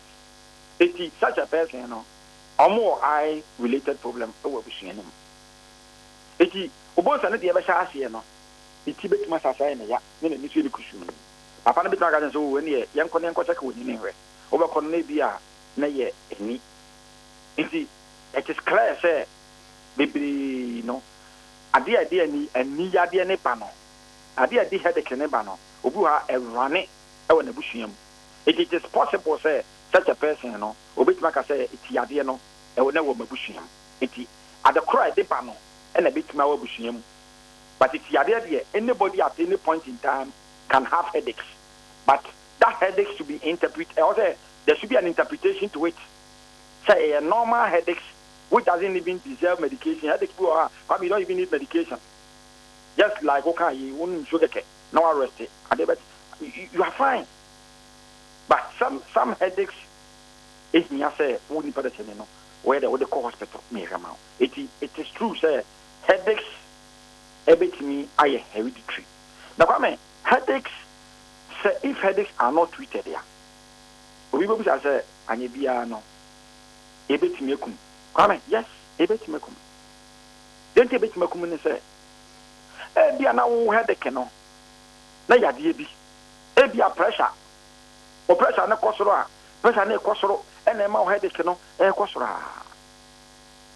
ai with the pressure na e kosoro no ano e be to mani say ni pada sani no akọ off ama say ni pada sani no e bia obeto anya stroke true stroke ni pa na beto mewu eti enye headache no keke say headache no na ekun wo na mo ma de kro no e de say headache no e ba no and as one hwe no wan tu afia ebetimi aide ayi wonkwa afia of your supporters it come ye kan nyina na say you were headache ya my infant na fi unless you are aware say na me de duma ana say di o mfutro o ko ba di mfutro mu a bo de mfutro bo fa no so no a na ni kwini mo sisi na bi o nya headache tiny pa no ono no sa no free sa ewia no be fa headache na betime free ho but who headache ya acha wo so a ama me infant na o young fan ko hospital na doctor no e de betime busa o se wuti na ya wo ya no ehefa na ya wo ya se de mtika e wo over 300 types of your friend say headaches which oh the only say e three ya bia e three ya but nye three babia where the headache is even located no e betime a doctor be idea as to the kind of medical condition at all. Now, the yetimi aye examination, aye medical checks at the core desire they can buy. I mean, it is a headache exhibit me free. And yes, the cause of the problem is identified and corrected. The corrective headaches will not be there. Let's not use too much painkillers. Elsewhere, come in. In fact, I will say them when it comes to the use of painkillers and unconbana. Come in. Ma doctor Korano. Senya medical condition pa say ene dey ba obetaka se kokoda kolum su ne kokoda but on say you access to painkillers no our counter top enti no obozo na akoye no ana we drug store mma we ono a prescribe near the amano but no bebre no aso no ends up destroying our life kwa me da se na me de me pano asiase na maka say headaches enye yade ne mo yade ene timi ko fa ade e fa ne say headache e ba be su ni parese ni eti wa wo bi no e be hia se obetime tu anamo aba ayarasabia ni aye mpinsin mu ehu ade property a e de usa uti ade no e de eba be de me ka sa ba wi na me ka sa end point to be particular ni kwame ye guso e free scanning mema e wo odun so abema mu ya wo ya e mo hihye wo odun so ni mu apa ndi no o chema sa na don so na ba o so 10 wa ya si ya wo ya won so be ma na kwa sa se e fon oba wo scan ni free wo lab no e 200 cedis and na endpoint your card e 50 Ghana cedis kwame uwia ye be hono ne de wato no so no wafia na kakraka e ma so bi wo a na chimamu o mo chimamu hawo oba bi wo a wonya ne menses ne ba ketu abi bosume ba akon no wachima ba mienu wonya ne menses na ya se we no menses ne kra ba intwada ana se onyem na asai onyam na asɛn anaa ɔno kɔ ntimi mfa yɛfunu onya ne menses all the time so ntimi mfa yɛfunu kwame wobɛba me ayɛ mpɛnsɛm obi wɔ kora no a na yɛ ayi ovary no ɛna ho problem na nyinyi sɛ no wɔnyam ana obi wɔ kora ne nsuo bɛgya na wodi ovarian cyst yes obi wɔ kora ne crucial ne nsuo ne nyinaa asa n'akyi kwame woba scan no a yɛtwa wo a yɛbɛhunu wawodie mu nsɛm nyinaa no ɛyɛ free ne mu yɛbɛyɛ wo labs which will be 200 Ghana cedis na card ay 50 Ghana iti kwame we ni normal and say opese opia access services na wontu ana momra endpoint homeopathic clinic on Spinters Road Shell signboard my number is 0244 86 70 68 ubetimi afre na pense mu abetimi kusa 0244 86 70 58 0244 86 70 68 kwame nako point zero onso doctor ene ne twen komo ye doctor Ade endpoint homeopathic clinic ena ye ne no atwetwen komo no odofo ya na wakọ na onipa de ye chiawa the next question e bisa say na wo ho te sen wo ye de a na bibia nso kama pa ma me fa we so enfem na fe ye nso enkoye ni me pa me chow se wo farm belt wo timing belt ho haw wo pump ho haw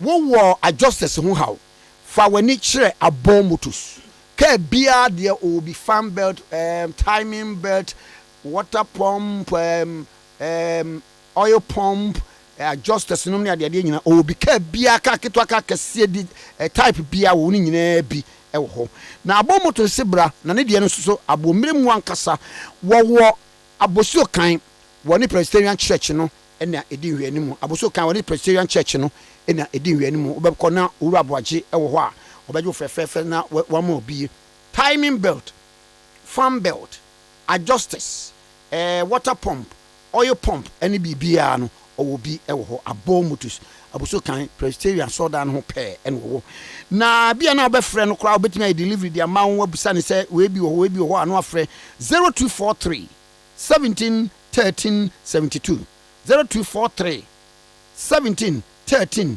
72 0243 17 13 72 abomo to se bomoden frɛ no na obeboa wo ama niam nyina akoyie de ama wo okay 101.7 so ni make am so se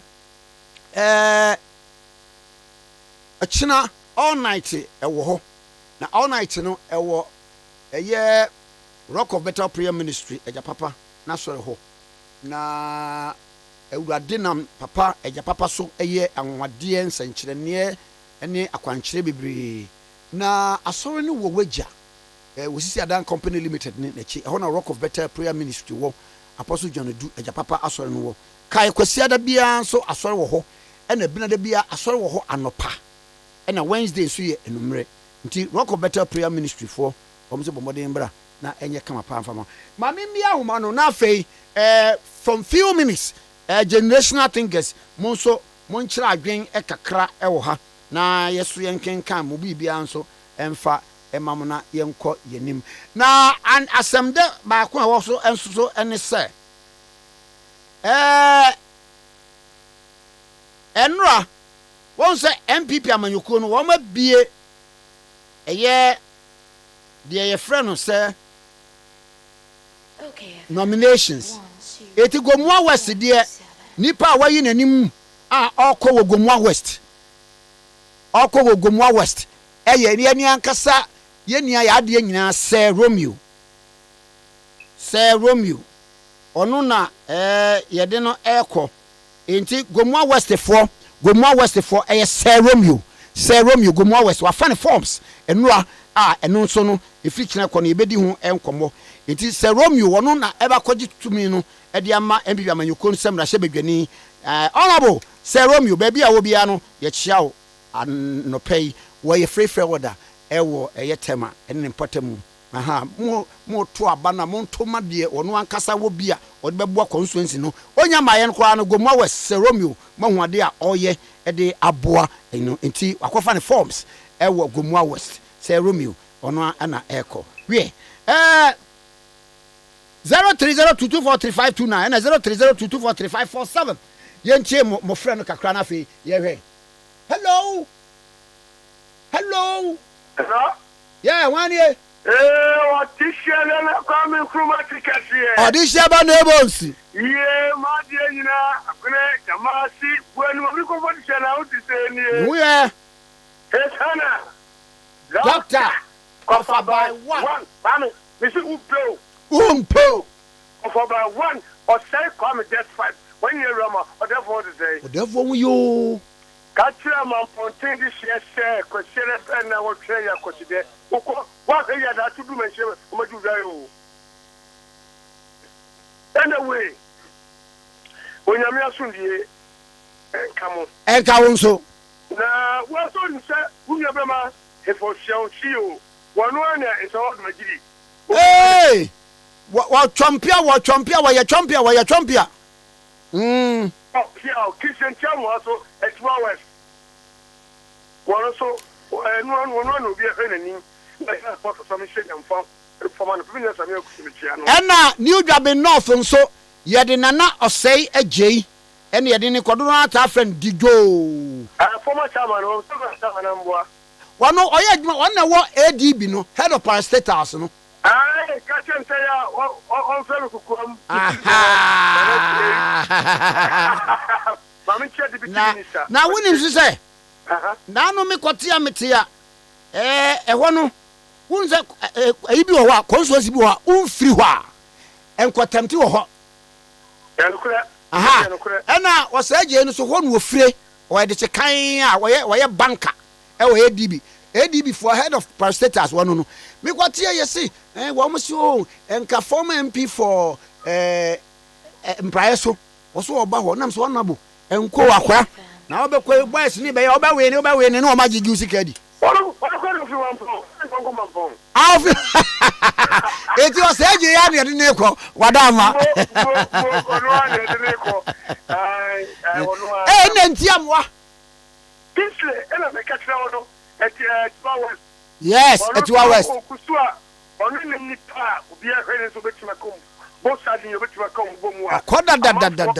yes I'm for Ajina Tumpa woko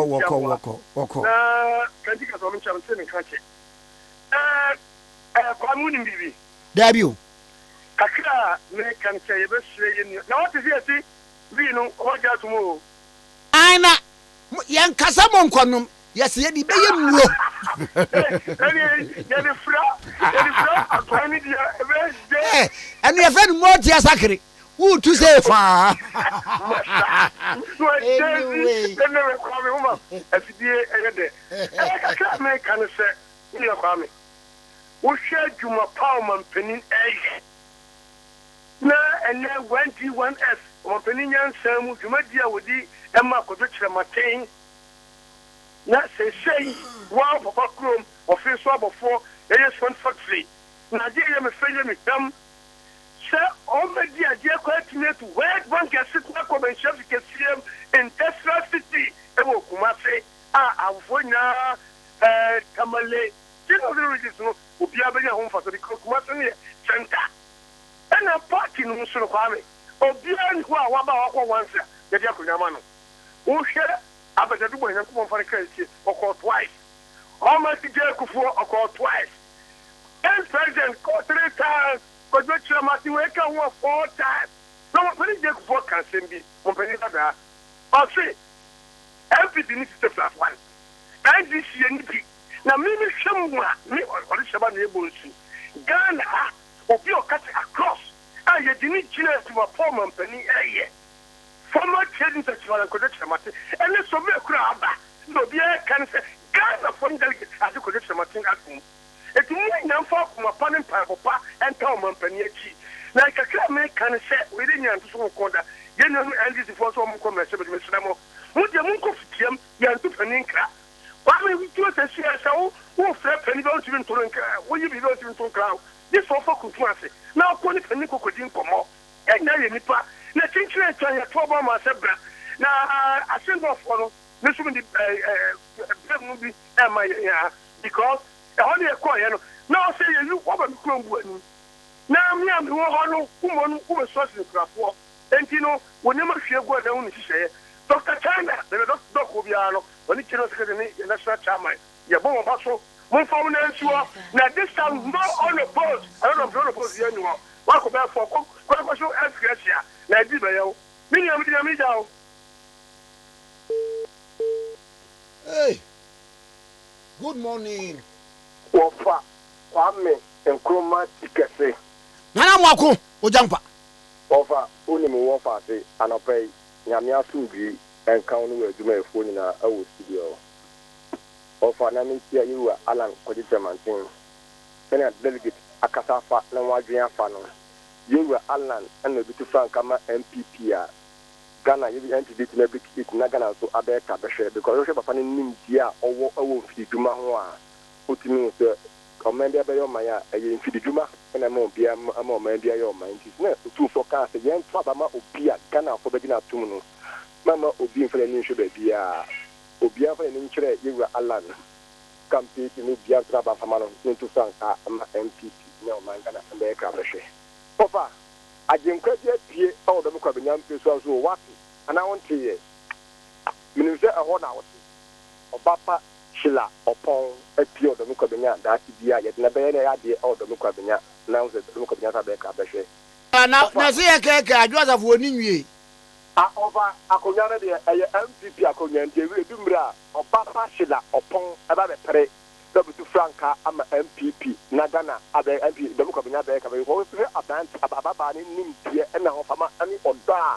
o ma Dabuka benya MPP so na otimu se ma me no ni so ade ni so wa de pa o Dabutu Franka me bi do be na be MP o Dabuka benya be fa ni pa extra ofa ene ye se ye de ejapado eko wa court ene court na bo ensema to ago e bi se mi se judges na wo Ecowas court no e Ghana judges na wo ana and then need for the council because as we so Supreme Court ha and ye bogu ya o be ka say e se na do appoint judges be brain ti na ma asen o bogu nti ne ya e Ecowas court no asem ben and any for the council na ma se MPP national executive say party no and awu aban no and say abani to na mo be say enkoya party national executive and aban aju enyina so because nipa bi a ekye we kufa do we ehia o dubi house no omo kan no kan fan kire no ofa update no be so play aduane amagana nkwalai mu adi basa stock for na 2 years yen jom ka adi do omo ko packet yan sna ye jom ka ofa e ba se nkan ye ade wo aban huma mu se aban adi skate ye ban jom ka a yen jom ka ni se ska no no ho de ska de ko sheye ana ntia yen jom ka ya o we de egu aban ni ma ofa ebasa ni ye wa set ya ko ye je aduma suma apan we aye apan oyi student osi hospitals osi and teacher tin allowance and for kemu apan etia afa emaguru adum na se ko me kwa mo bele apa apan renovation man aye ka be hwe ma aye international standard ni ntimi nkan wasem ni de kan man kitin we ne egu aban ni ma ya sani man kitin we and achi aban eko opposition no and the best person obi bela wo governor for DC MC Diana wabo woni sapo he no ye best ram say mun ko from nani from wo nin kasa na akuma anta akuma be ko akwan mo de gan fo bi nam so na president ball ye ti ye say enka fidi school fini fo wo de isi aka no mu su na emaye kam wo de ye ta ta wa over basa good part in because part dey ma for man Ghana she what do you want them she what go to one ambulance made us an NT for us. Made us a pa. Yeah, yemfa a foforo na. I said the befa from amemfa we mfa me pamcho. Obi asi a danya or ton new building cra very nice building. Na e wo hacho agbogba story building abibia wom nsuo wom bibia wom water bibia wom dan wo kwan pa hacho agbogba e ho na dan wo new building cra story building fefefe betimi compound no betimi park cars more than 10 bibia wo ho ba bia wo chuma abeda nyina wo sini nyina kama de aka ho na wani gye ho a mepa acho na wa frɛ number yi na wa kwakohwe 0599 744 133 sorry 0599 74 41 13 for we 0599 74 41 13 0599 74 41 13. 0599 74 41 13. Now one so what number no 0599 74 41 13. Now wasan wo nsase wo Apollonia woton nsase no so ni nyina so nso woni gi ho a na wafrɛ 0599 74 41 13. 0599 74 41 13. Say ye dino say ye nsase na Apollonia no ofra obajo freso pa me da se produman bako. Good morning. Good morning, Wafa Kwame Nkrumah Tikese. Mapom ye alankash ni. Na ko ponchira papa. Na de sana doctor Kofa ba ho ye de one ne yira rama. Ne ho ye. Na ko ponchira omuna. Na men kanchira nsa wa modu adi se CEO for Ghana Library. E for siam one ne de ne ko. Sabe Justice Fumpon ko dia General Secretary aja tumuno. Obi anko no post nti Monsha Dumapa wa bon Ghana Library na mfane mra ana Christian tiamwa na mi ya hwe aduma so awa kwa bob awo Ghana Museum sampan fosi ofore omu ya aduma de boa o my Ghana e wo se constituency omu timi ye ne pani bi awo ho enti ya Christian tiamwa so atiwa west ya de ne konti atiwa west manya de pa munso ni mu na mun protect no na o ma bu aduma na chifala nkojo temati the next presido no anyene ba media kakra meka e dey acha aspirants o mo nyina e ko ni se wo hwe leader o sefata wa ye bi pen na wa kunko den wa ko first time ko second time egina chifala nkojo tremanti wa ko first second third fourth abu mo su chifala nkojo tremanti mo obia mpasika e na dawo because wo hwe as ya ko siwo asin of ye ko tia sika e se nkofo nto abamaye ene ye ko hu ba bi e ko siye Inti Meshe MPP delegate, polling station executive, said ye Tifala and Kodocha Mantin Cash or Baba assistant say, Papa, Ama Yani Ayakobaha, Yani Akomode, say one to Haminia Education be President to crash Ebert Nason or Tunsa say, Yambra, no, you won't see that.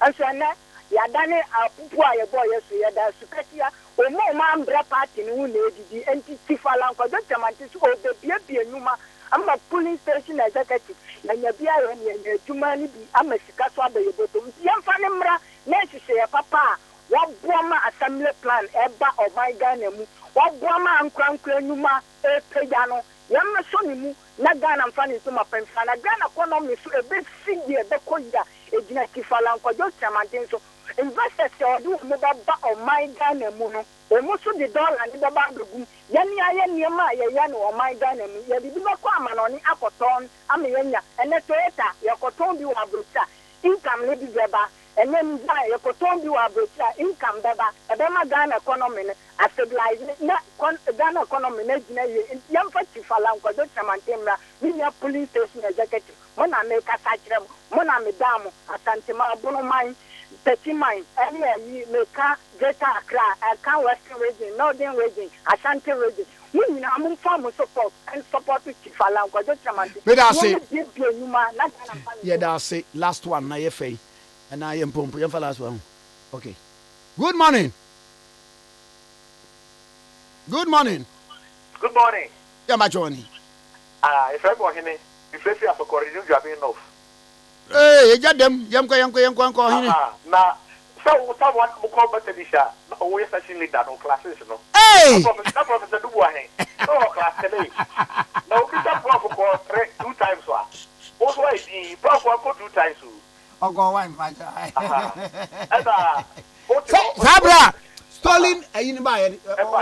Stolen verdict, and one could be. Neighbors who say, hey, what downfall? What did you connect neighbors? It's the neighbors who I want downfall. What did you correct? When we ban what their protection, someone be femuana above young any so. And then laka. Now, Kwame. Minia. It's not more in a way. Matilda was correct. As a Korea. Aye. Now, I now Pariabaso. Also, as correct. Odu democracy chiwa. Na police for or police post be so alas at time no. Prof I doctor by any right. According to the radiation, na police post doctor by any so what they are putting crying. Flowers are what you year cottage and una mocha. Yeah, who net that is how. Never who know social media, Naja, or Jeffans. It's motion by another mean who say, or what they said, the Momo Pesa Mocano. Or Cochi Catawale, or the net trend, or Jeffans, Naja. Monina, Mobodiness, or Bahabia, who nice impact the accident. Kwame, wouldn't you share Kukoma no Akachanoy? Martin Mibrano, mechanic. Virginia, Professor. Wow! Bye-bye. Hey, maybe on the matter. Sir Professor Dubois. Or true history in Africa. No. Nebane, former finance minister. No. Ebra mimi wo pieces. What na or no, Professor Dubois. He will be eaten. Who do you come? Ninimia mami agrone da no ye be ne den dwumadi e frem wodi afidie no to antimi nyi mfiri ha na aye kama pa na be kai mu se Great Amos ne wedding no enche ebeba so mon hye no so pa emfa mayen Great Amos ne wedding no enche ebeba so aha na mom happy birthday to Clifford Ajimfra Otu. Oh, Unicam Industries was Spinters. And then when you're 19 years, Pepe, inti, wo papa, Nana Otu Abuaje, ene o mame Naomi Ajimfra, and now one Ede Emma, happy birthday. And then Nana Abuaje technician in war, despite media, neba, and you're 19. And I want him. Aye, the last one. Who won't kafra? When the lies and Nana Abuaje kafra. Well, yeah, it's in Nana Abuaje. Yema Ubano, happy birthday. Meba macho, Yewa Amos Tete Sechi Great Amos. Wabawari. Was a ye wabre. Wani Rosemont Pokia and a Cambo Mpacho venue near International Royal Center, Mukwe Street.